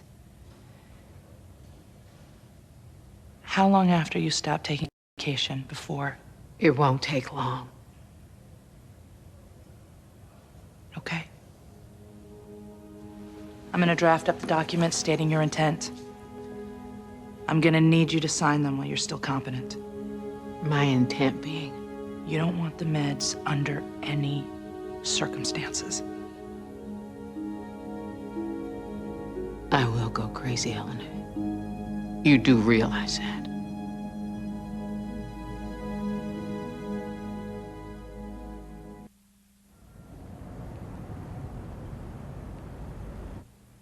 Alcohol is part of the American culture. I know it. I get it. We indulge openly, proudly even. We toast at weddings. We drink to our health. We drink in front of our kids, be it eggnog at Christmas, mint julep at Kentucky Derby parties, St. Patrick's Day. And we romanticize it, don't we? Win a World Series or a Super Bowl, out comes the champagne on national television. Our best athletes, role models for physical fitness. Watch them drink. Hey, it's our culture. Like I said, I get it. But you know what? They never really warn you about the downside. 15 million Americans are alcoholics. 15 million. And the statistics, they go on and on. It's the #1 teenage drug problem, the #1 drug problem in college. 1/4 of all emergency room admissions, almost 1/3 of all suicides, 1/2 of all homicides, rapes, 1/3 of traffic fatalities, alcohol related. It is the leading cause of mental retardation, fetal alcohol syndrome. The cost to us, the taxpayer, and our economy, over $185 billion in lost productivity. Healthcare expenses, crime, car crashes, and other costs. The cost to Margaret and Joshua Berry, their son. The cost to Sheila Berry, her brother. This was a decent kid, B student, shy, good athlete, who started having a few beers with his high school buddies, who developed an addiction to a drug that ended up taking his life. This industry makes upward of $100 billion a year, a lot of it coming from kids, children, and however much they deny it, they target those kids with their advertising. They buy time on the programs these kids watch. We've all seen the ads. They're funny. Drinking is hip. It's cool. It's now. It kills. It kills. And they just take the money, a lot of it. During the course of this 3-day trial, the alcohol industry made another $1 billion. Now, we're a capitalist society. Like I said, I get it. But when you contribute to the death of human life, over 100,000 lives every year, how can you not take some responsibility? It can't always be about the money. That's what I don't get.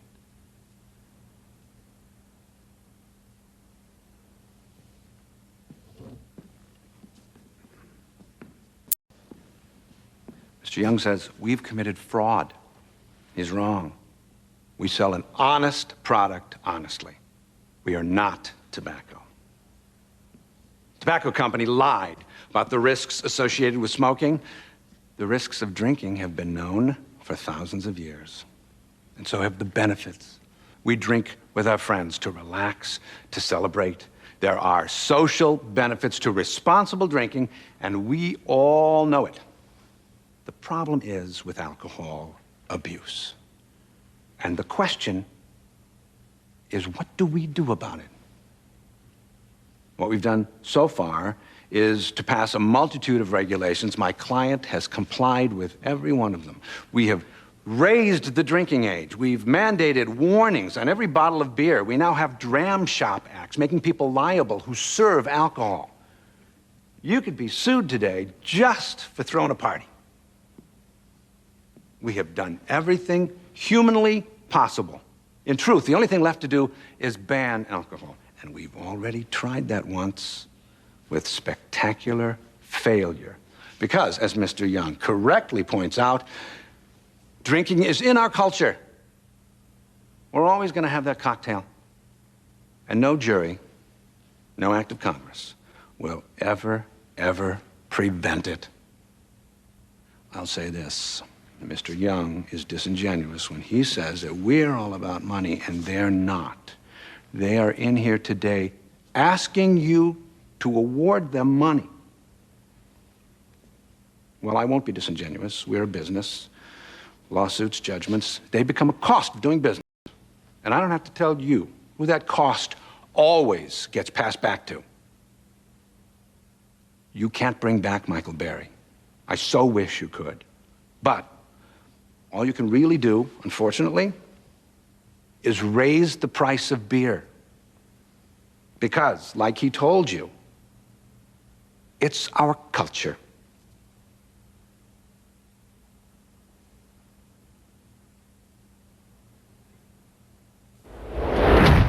We going to court when? Next week. Obviously, the more you regress, the better our chances. And if we lose, it's better to die crazy than sane. Yes. Listen, given that, I probably should put in my goodbyes to people now, right? Assuming that by this time next week, I may not even know who my friends are. How are you feeling now? anxious, little. Nervous, I guess. I'm not sure what from. I don't know if it's because I have come off my medication or whether it's because I'm getting closer to a lethal injection, but either way, it's worse than the root canal, isn't it? You already seem hyper. That's the first stage. You know, oddly, I talk a lot more in the beginning and then I become withdrawn. This is my nervous stage. The good news is that there is a heightened clarity that comes with it, so. Okay. These are the documents. It's basically the same as a living will. It expresses your intent not to be given the psychotropic drugs under any circumstances. I need you to sign it and date it. Okay. Shouldn't this be notarized? It isn't necessary. If they argue you lacked capacity, it just plays into our claim of incompetence. Okay, if we win, how are you gonna get me back on the drugs? Assuming I wanna go back on the drugs. Why wouldn't you want to go back on the drugs? Oh, I have to admit, I feel less dull. But you said when you really regressed. True. I guess what I would like is an adjustment in the meds to keep me where I am now. I mean, this is a good state where I am now. I feel more clear. Denise, first, let's work on keeping you alive. Right.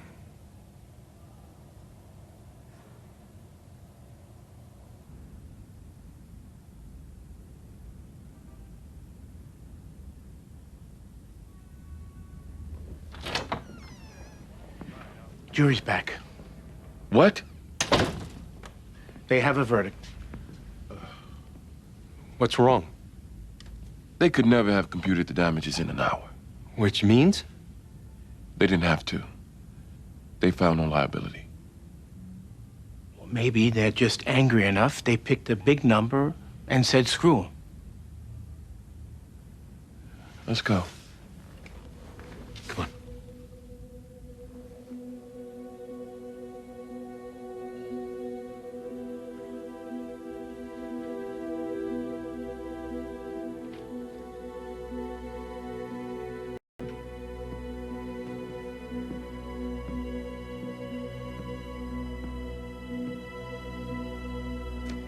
Members of the jury, you have reached a verdict? We have, Your Honor. Your Honor, could I have a 2-minute recess? We have an offer we'd like to propose to the plaintiff. Your timing is curious, Mr. Grundle. Until that verdict is entered, this case isn't decided. It's Friday. I'm not bringing this jury back. You have 2 minutes.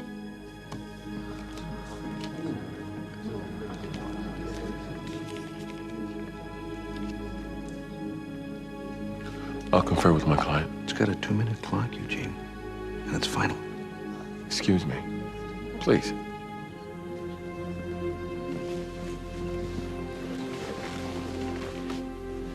Don't anybody scream. 1.6 million. Why? What? He must have been authorized to settle if he didn't like the faces of the jury. Something tells him we've won. And a verdict against them is too devastating, even if it's overturned on appeal. Should we take it? It's a lot of money. Let's take our chances. What? You said that they couldn't possibly have computed damages so fast. Maybe they did pick a big, fat number, and if we got them, we'll let them off. 1.6 is a lot to walk away from. Not enough to make them hurt. And if the idea Excuse me 1 second.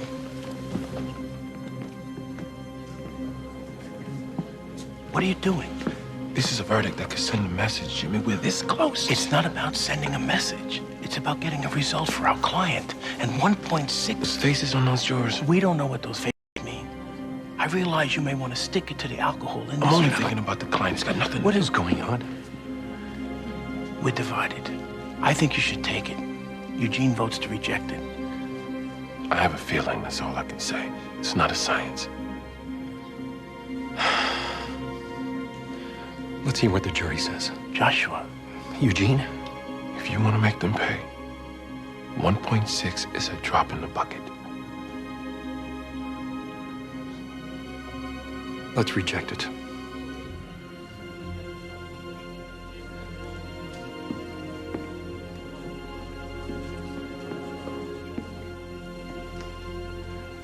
The offer is rejected, Your Honor. Very well.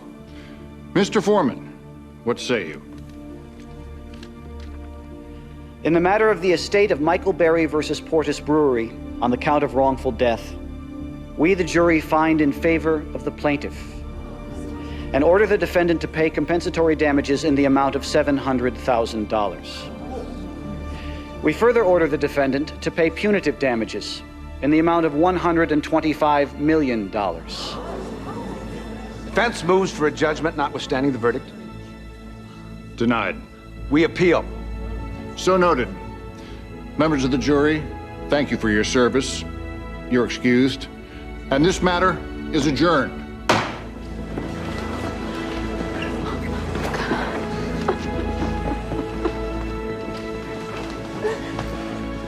This will be appealed. It'll be a long time before you see any money. But this is a good start. I don't know what to say. Neither do I.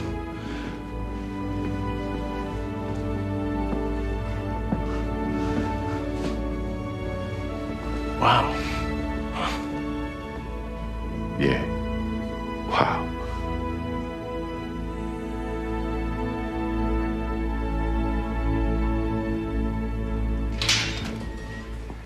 I tried to persuade her to come to the visiting room. It's okay. Is she all right? I think so. She just doesn't want to come out, and I didn't really want to force her.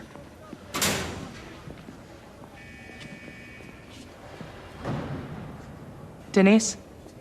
Hi. I'm sorry. I didn't feel safe. I know it's not rational, and I realize that I am just a couple of pills away from feeling better, but even so, I mean, do you mind? I feel more comfortable in here. No problem. What's the news? There is no news. I just came by to tell you that all the doctors are lined up. The appeal is being drafted, and we're ready to file as soon as... As soon as I arrive at my destination? Basically. How you doing? I'm okay. I'm okay. I'm heading into that. I don't feel like being inside my skin part, but I'm all right.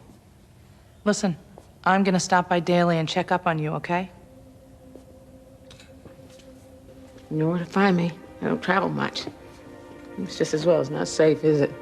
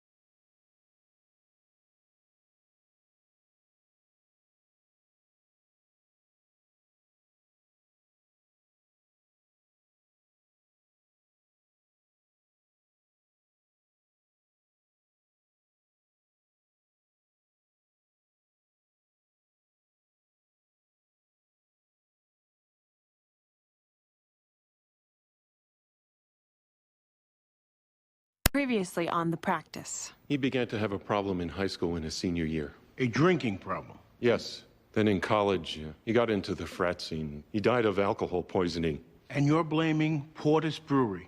I'm certainly aware that there were other beers, but for the most part, it was Portis. Do you take any responsibility, Mr. Barry? Your son was underage, drinking illegally.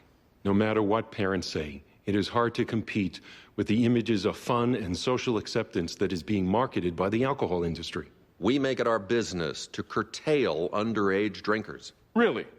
Besides those sex and alcohol commercials, what else? Objection! This kid couldn't so much as watch a baseball game without hearing your jingle, Mr. Carroll, and he's dead. He's dead. Your Honor, could I have a 2-minute recess? We have an offer we'd like to propose to the plaintiff. 1.6 million. Should we take it? Let's take our chances. What? The offer is rejected, Your Honor. Mr. Foreman, what say you? We, the jury, find in favor of the plaintiff and order the defendant to pay punitive damages in the amount of $125 million. We appeal. One of my inmates is Denise Freeman. She shot 2 young boys playing in the park. She's scheduled to be executed next week. How can I help? I'd like you to stop it. Are you against the death penalty? No, not at all. In fact, I think we should employ it more often. But we shouldn't be killing Denise Freeman. She's not the same person who committed those crimes. I heard voices. I thought they were a mandate from God. You know, there's somebody like me on Dateline once a week. And the actual diagnosis? Paranoid schizophrenia. Do you have a memory of the killings? They haven't found the medication yet to erase memory. You want to take her off the meds? And stop the execution on the grounds that she's insane. The Supreme Court has expressly held 8th Amendment prohibits executing the insane. Go off my medication? It's our last best shot. I will go crazy, Eleanor. You do realize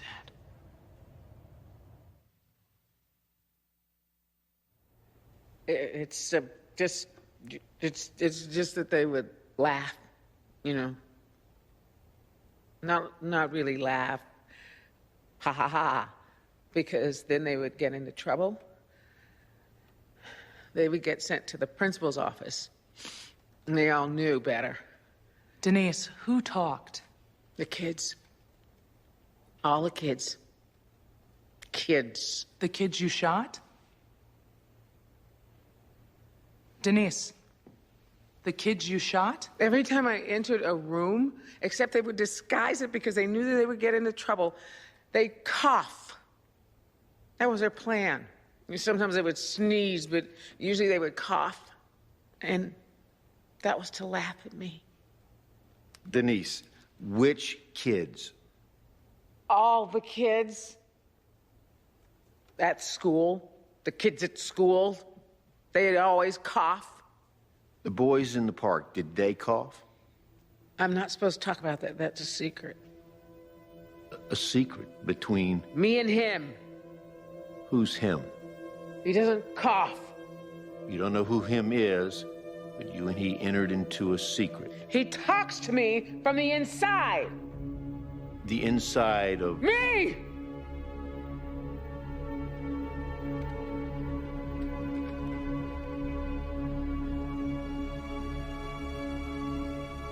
We have no way of knowing this isn't an act. She certainly has motive. She was examined by 6 different doctors, including 2 from the state. They all came to the same conclusion. If she's legally insane, and I make no such concession, her state of mind is self-inflicted here. How does That's not an issue before this court. This is a hearing to determine her mental state only. The consequence of that determination is up to another court. This, to me, is a perversity of our legal system. It may very well be, Mr. Parker. But this hearing, like Ms. Frutt says, is only about the petitioner's current mental health. Ms. Freeman, I have wonderful news. The court hereby finds you insane. You must be pleased.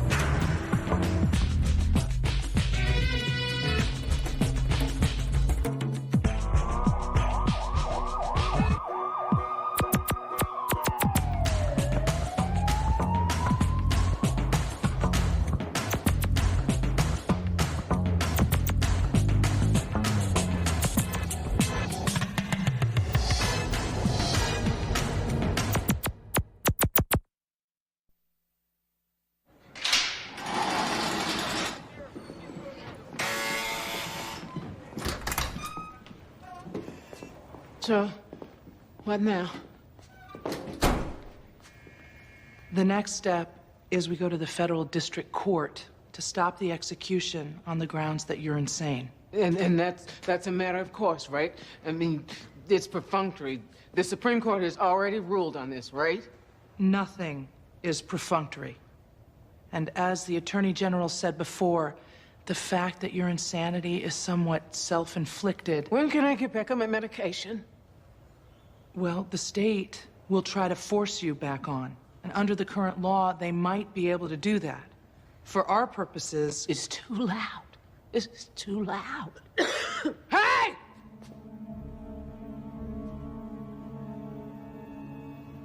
Denise, remember, that's your illness.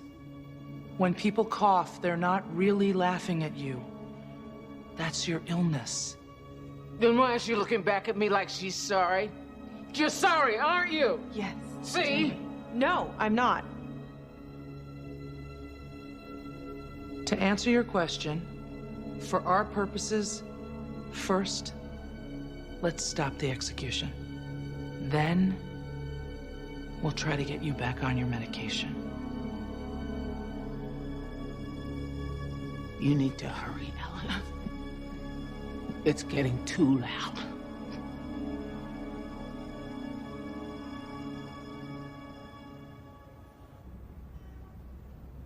$2.5. And you're advising us to take it? I'm advising you to consider it. The verdict was $125 million. They have a motion for remitter scheduled for Wednesday. The judge will likely knock it down anyway. To 2.5? I don't know. He could even throw it out altogether. It could happen. I don't believe this. We won. Joshua, after more than 300 lawsuits and many adverse verdicts, the tobacco companies have yet to pay out a cent in individual smoker cases. It'll be the same here. If we're to get anything, it could be years. 2.5 in the hand is so much... No. Now I am angry. I stuck it out through a trial, I got a verdict, and now you are advising me to settle because the defendant won't honor that verdict. It's outrageous. I don't disagree, but... I don't need the money. I live a comfortable life. If I have to wait another 10 years, I'll do it. Joshua. I said no. If they had offered me something at the beginning, before the trial, but they offered nothing. And now, after they lose, of all the arrogance, we beat them. I will not settle for this. No, I will not.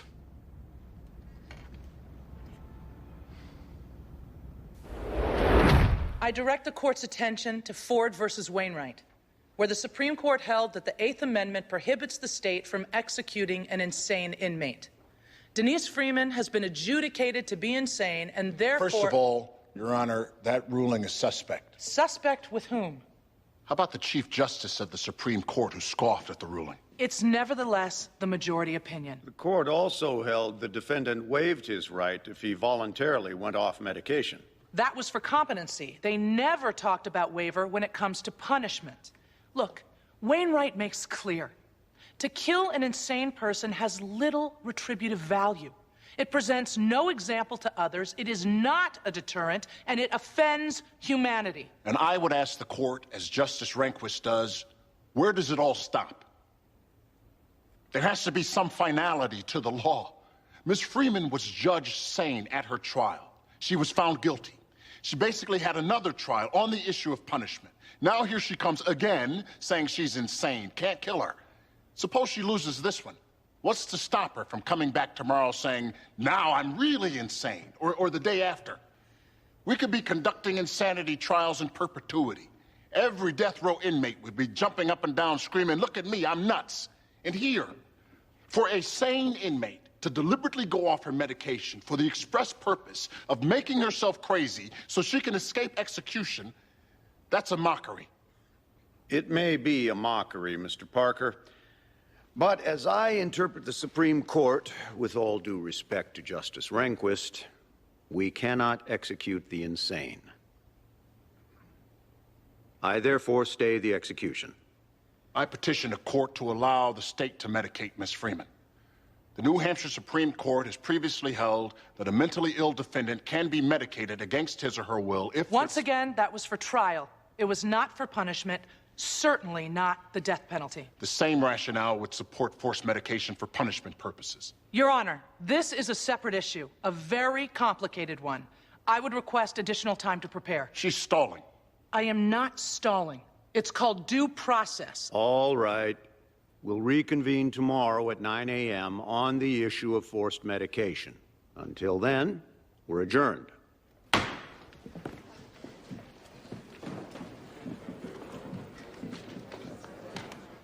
Now for the tough part.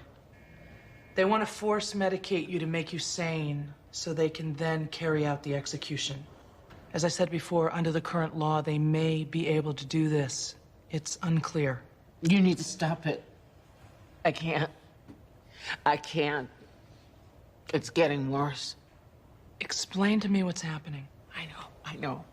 I wrote myself a letter before I went off the medication.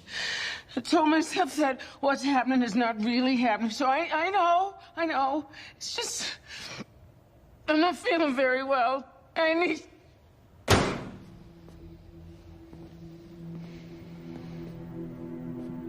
We can't put you back on the medication now because it would mean sanity and death. So, I need you to hang in there just a little longer.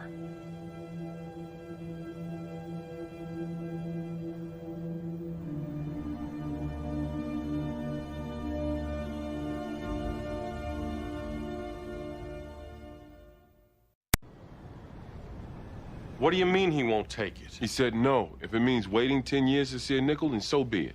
The guy's dug in. He was adamant. Get him in here. Why? What do you want to... I want to talk to the client. Bobby, we can't force him to accept an offer if he doesn't... It's not about forcing. It's about making him understand. We did that. He understood. Please have him come in for one more meeting. The idea of treating somebody, healing her, making her well, so that you can then kill her, that itself is insane. The court has done this many times. It's one thing to force medicate so a defendant can help herself at trial. It's quite another to facilitate killing her. Hold on. Mr. Parker, I don't mean to be picking on you, but I agree with Ms. Frutt here.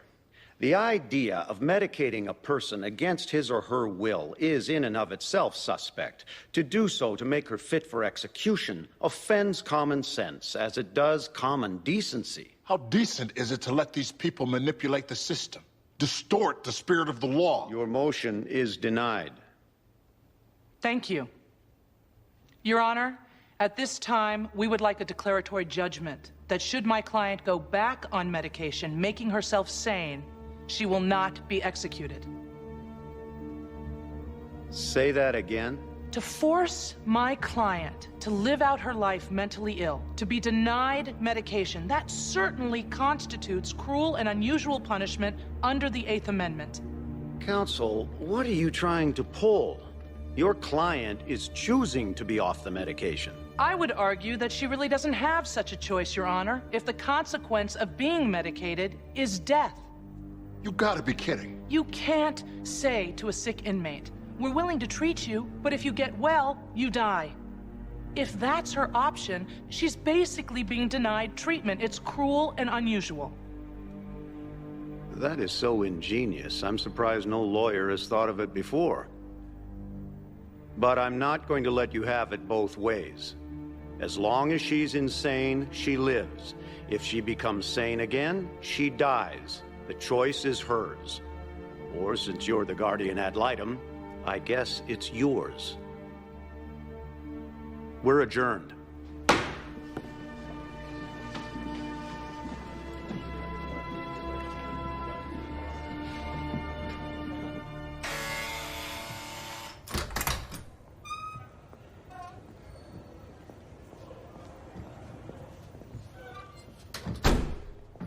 The news is good and bad. The judge ruled that they can't force medicate you. What about my pills? When can I take my pills? That's the bad news. If you go back on the medication, they'll execute you. Well, I can't stay like this. It's too loud. Denise, I'd like to work on an appeal. It's too loud. You said that you would make it stop. I will. Eleanor, it needs to be now. I can't. No! No! Then let me die. I'm choosing to be executed. It's actually not your choice. You have no capacity. Yet you said that you would make it stop. It's loud. We can at least get her to a hospital now, right? I mean, she's... Shut up! You shut up! You shut up!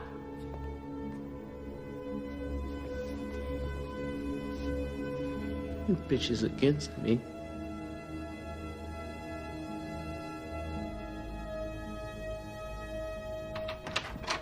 Mr. and Mrs. Berry, Bobby Donald, thanks for coming in. I'm not sure what the purpose is. Eugene tells me you want us to settle, but I've made our feelings quite clear. You're not going to get any money, Mr. Berry. Not by pursuing this. The alcohol industry can't afford to set a precedent of losing, yes. Eugene has already told me that.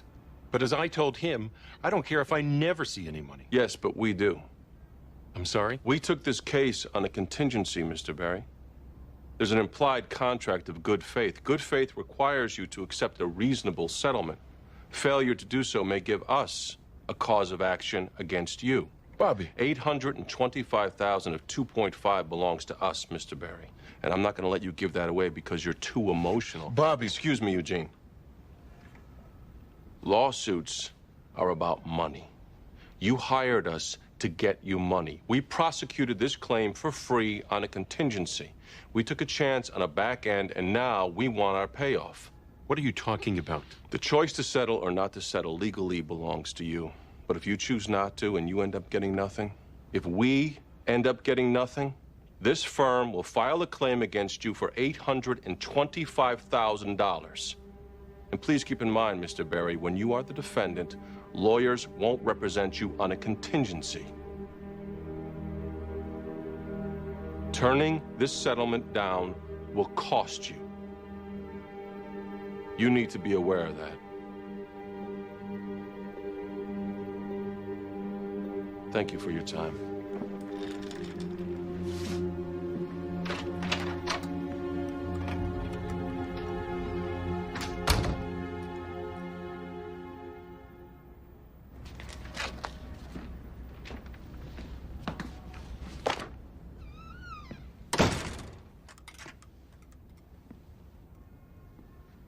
You could lose your bar card over that one. I don't think so. Eugene, we need cash. Threatening a lawsuit against a client to get cash? The client needed a dose of reality. Well, why didn't you tell me and Jimmy that's what you were planning? Because I was taking you off the hook. The fact that you didn't know what the meeting was about makes me the only bad guy. Well, your threat to sue is completely frivolous. I told the client as much, and he maintains his refusal to settle. We go in tomorrow on the defendant's motion to knock the verdict down. Bobby, you and I have been estranged lately. A lot of it's been over the Catholic Church.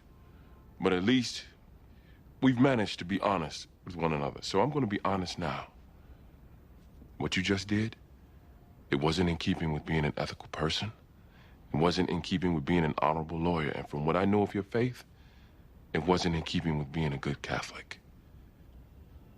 You humiliated this firm with that little performance.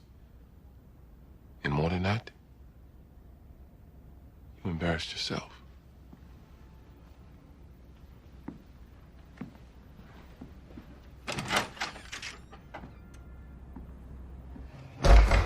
She started banging her head against the bars and looked like she was trying to gouge her eyes.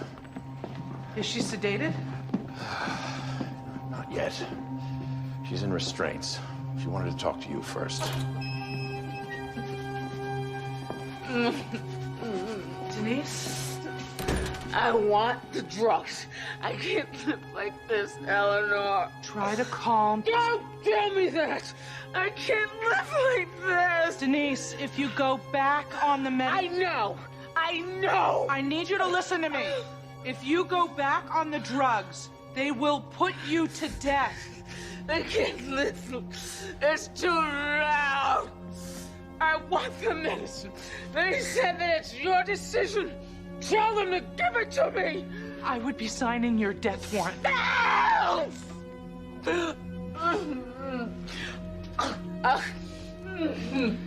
Give her the drugs. Eleanor, are you sure? Of course I'm not. Sure. Give her the drugs. Now!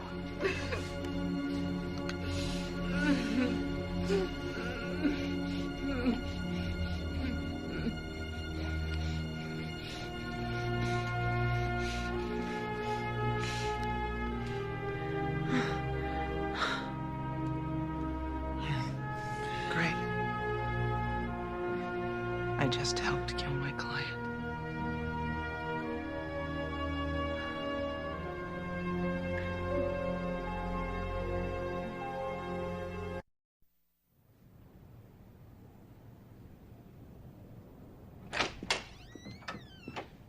Hey.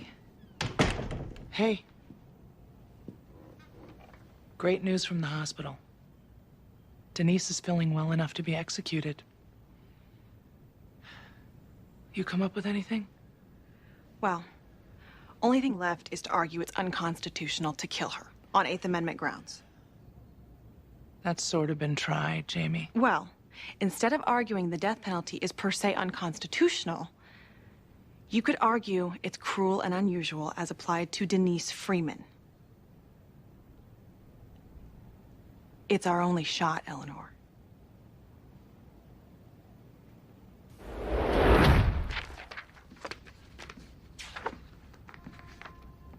Hey. Hey. The clients had a change of heart. They agreed to settle. We chipped the number up to 3.2. We're closed. Really? What changed their minds? I guess you did. Congratulations. It's a good settlement, Jimmy. For you, maybe. For the client. Well, that would be a lucky coincidence then, wouldn't it? Don't pretend you had the client's interest in mind, Bobby. Maybe I had yours. And Rebecca's. And Eleanor's. You think it's easy running this place, Jimmy? You like taking home a salary? You want to see the books? I don't doubt in your heart you were serving the firm. But I guess I just wish when serving us, you'd consider what at heart this firm is.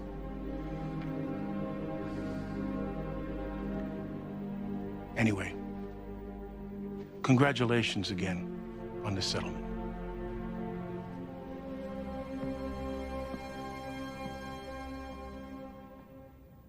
I'm sorry. You now want to challenge the constitutionality of the death penalty? As it applies to my client, yes. And the show goes on. I object to that. This is not a show.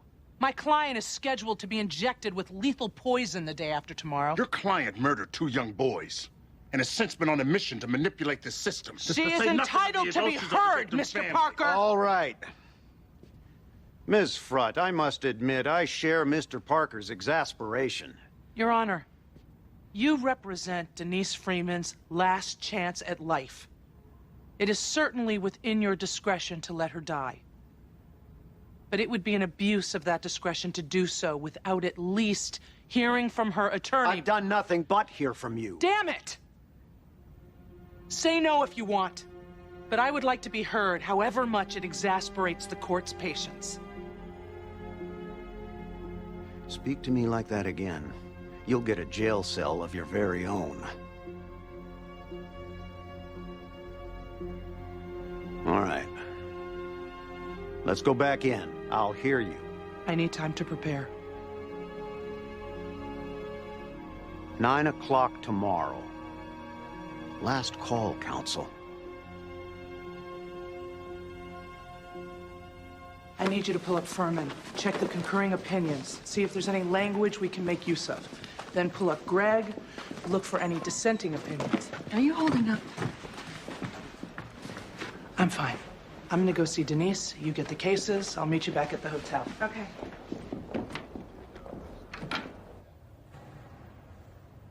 Is the ACLU coming in with you?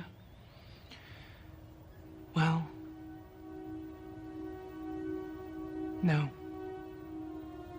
So you're going to try to overturn the death penalty all by yourself?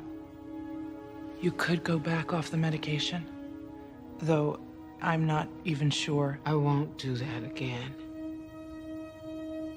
I either live on the meds or I die. So, Eleanor, exactly how good are you? I'm not this good. Obviously, Denise, this is the ultimate Hail Mary. I will do my very best, but we're at the end. I'm afraid so. Well, I don't know how to begin thanking you for it. We don't have to get into that. I've arranged for you to be present in court. So, one last outing. Should I try to escape?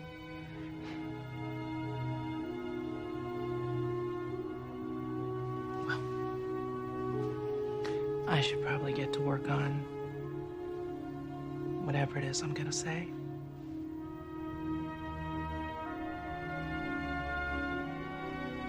I'll see you tomorrow, okay?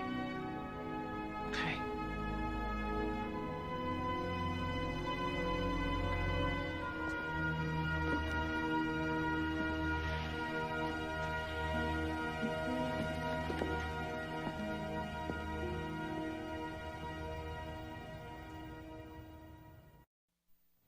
All rise.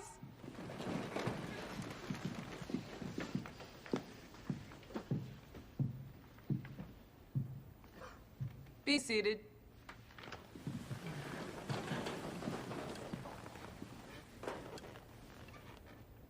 Okay, Ms. Frutt, I'm listening.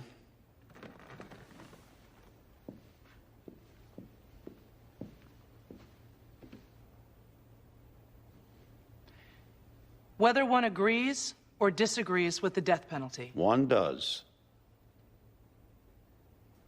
it is reserved as punishment for the worst of criminals, the most terrible. Denise Freeman doesn't fall into that category. Of course, her acts of murder were heinous, against God and especially against two innocent young children. But Denise Freeman was mentally ill. Though judged legally sane by a jury, she clearly wasn't. She was diagnosed with paranoid schizophrenia shortly after the trial. Medication not only successfully treated this disease, but she developed into a role model offering such profound public service to others that Stephen Marshall, the warden at the Goffstown Correctional Facility, has petitioned you to save her life. Had Miss Freeman received an adequate defense, she likely... Counsel, this is neither a retrial of the facts nor your client's defense. I understand that, Your Honor. But you are permitted to consider that the finding of sanity was made by 12 lay people, with almost no psychiatric testimony introduced on my client's behalf.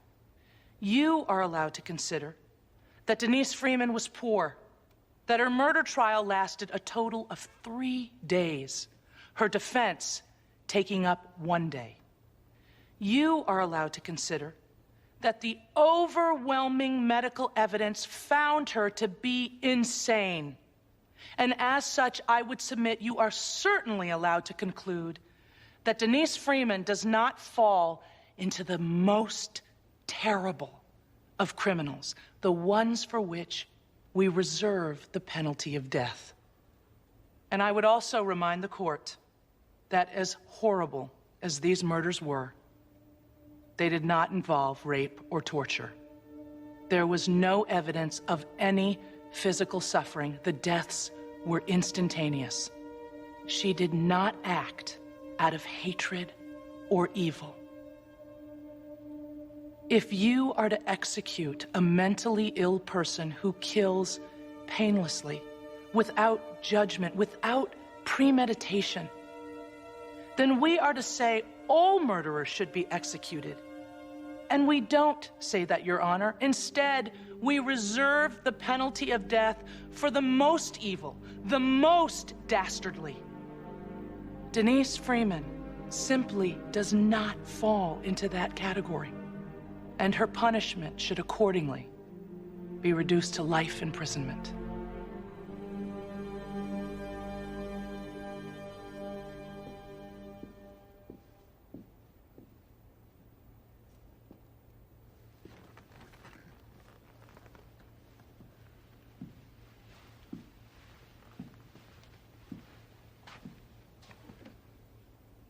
We judge the criminal act, not the criminal actor. When a young child is murdered, that's the most terrible of crimes. When two are murdered. This murderer was judged sane, Your Honor. Miss Frutt knows this. She's here mostly because she's against the death penalty. Objection? I say this only to put her eloquent pleas in a proper context. The commitment that she feigns towards Denise Freeman's life is inextricably bound up with her opposition to the death penalty. Mr. Parker, I'll ask you to confine your remarks to this case only. All right, Your Honor. Miss Frutt said that these crimes didn't involve much suffering. Here sit Arnold and Cindy Graham, the boy's parents. This woman was at the park that day. She saw the heads of her only two children explode. They've had to go through trials and tribulations for 8 long years, waiting for this day, for closure, only to have to come to this room to listen to a defense attorney claim that the murders weren't terrible enough. Not enough suffering, no evil at work. They've had to witness a last-minute gross distortion of our legal system where the killer goes off medication for the purpose of becoming too insane to execute. I asked before, I'll ask you again.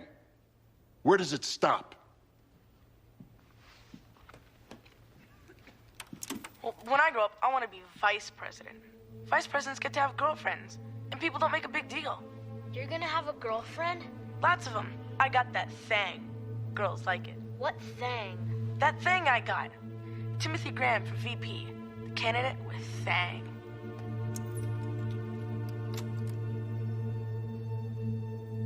Tim Graham won't get to run for vice president. In the last 8 years, Denise Freeman got to laugh. Timothy and Ryan Graham didn't. Denise Freeman experienced joy on occasion. Timothy and Ryan didn't. Denise Freeman got to live. Timothy and Ryan didn't. Society can only express its feelings for crime by the punishment it metes out. To let her live now is to ignore and prolong the misery of these parents, and to say that the life of Denise Freeman matters more than those 2 innocent children.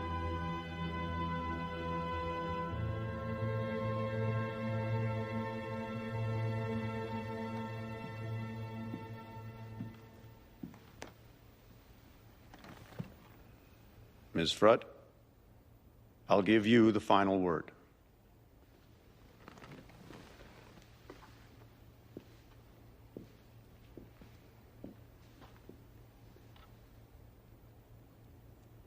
I have a 2-year-old daughter.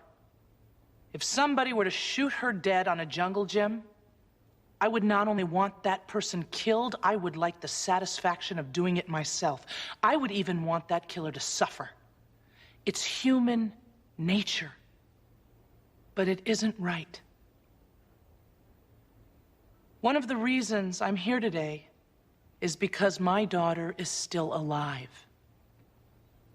And I worry about the world we pass on to her. I plan to teach my little girl that it is never okay to commit murder, though the state says otherwise. I plan to teach my daughter that we do not respond to violence with more violence or vengeance, though the state says otherwise. I plan to teach her that life, every life, is sacred, though the state says otherwise. In truth, The murder being advocated by the government today is far more premeditated than the ones committed by Denise Freeman. The murder being advocated by the government today is with clarity of mind, with reason, and with much more hatred in the heart than was true of Denise Freeman. The murder being advocated by the government today is one of ceremony. Killing Denise Freeman might bring closure for the victim's family. It will no doubt bring cheers from much of the community. But it isn't right. When I was a kid, I memorized Clarence Darrow's closing argument on Leopold and Loeb. It's what made me want to become a lawyer. I often wondered if I'd ever have a case like that, where I would stand before a judge and ask him to spare another human being's life. I can't improve on Clarence Darrow, so I will finish with what he said. I am pleading for the future. I am pleading for a time when hatred and cruelty will not control the hearts of men. When we can learn by reason and judgment and understanding and faith that all life is worth saving, and that mercy is the highest attribute of man.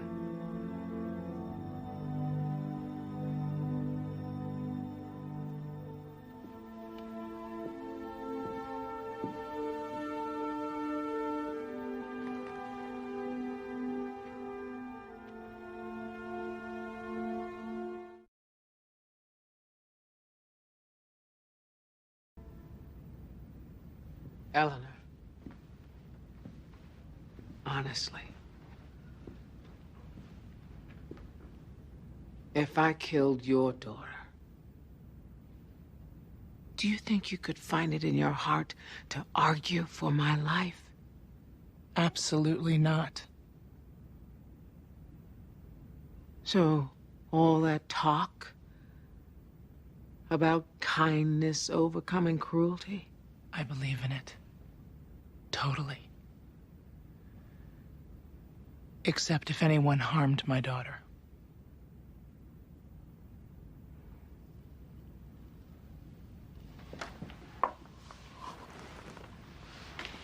You didn't quote my favorite part. I'm sorry? Darrow's closing. He talked about how we used to hang and behead and torture and cut into pieces. All these inconceivable punishments. But then we began to evolve as a nation to a point where now we look back on those things with horror. He said the future was on his side, because one day we too would look back at capital punishment with embarrassment and shame.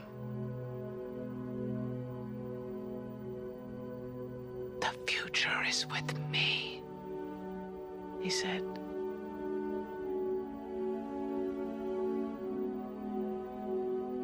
We need the future to be today.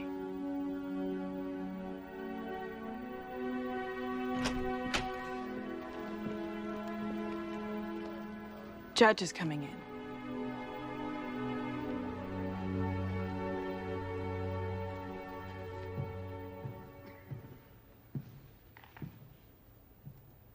Be seated.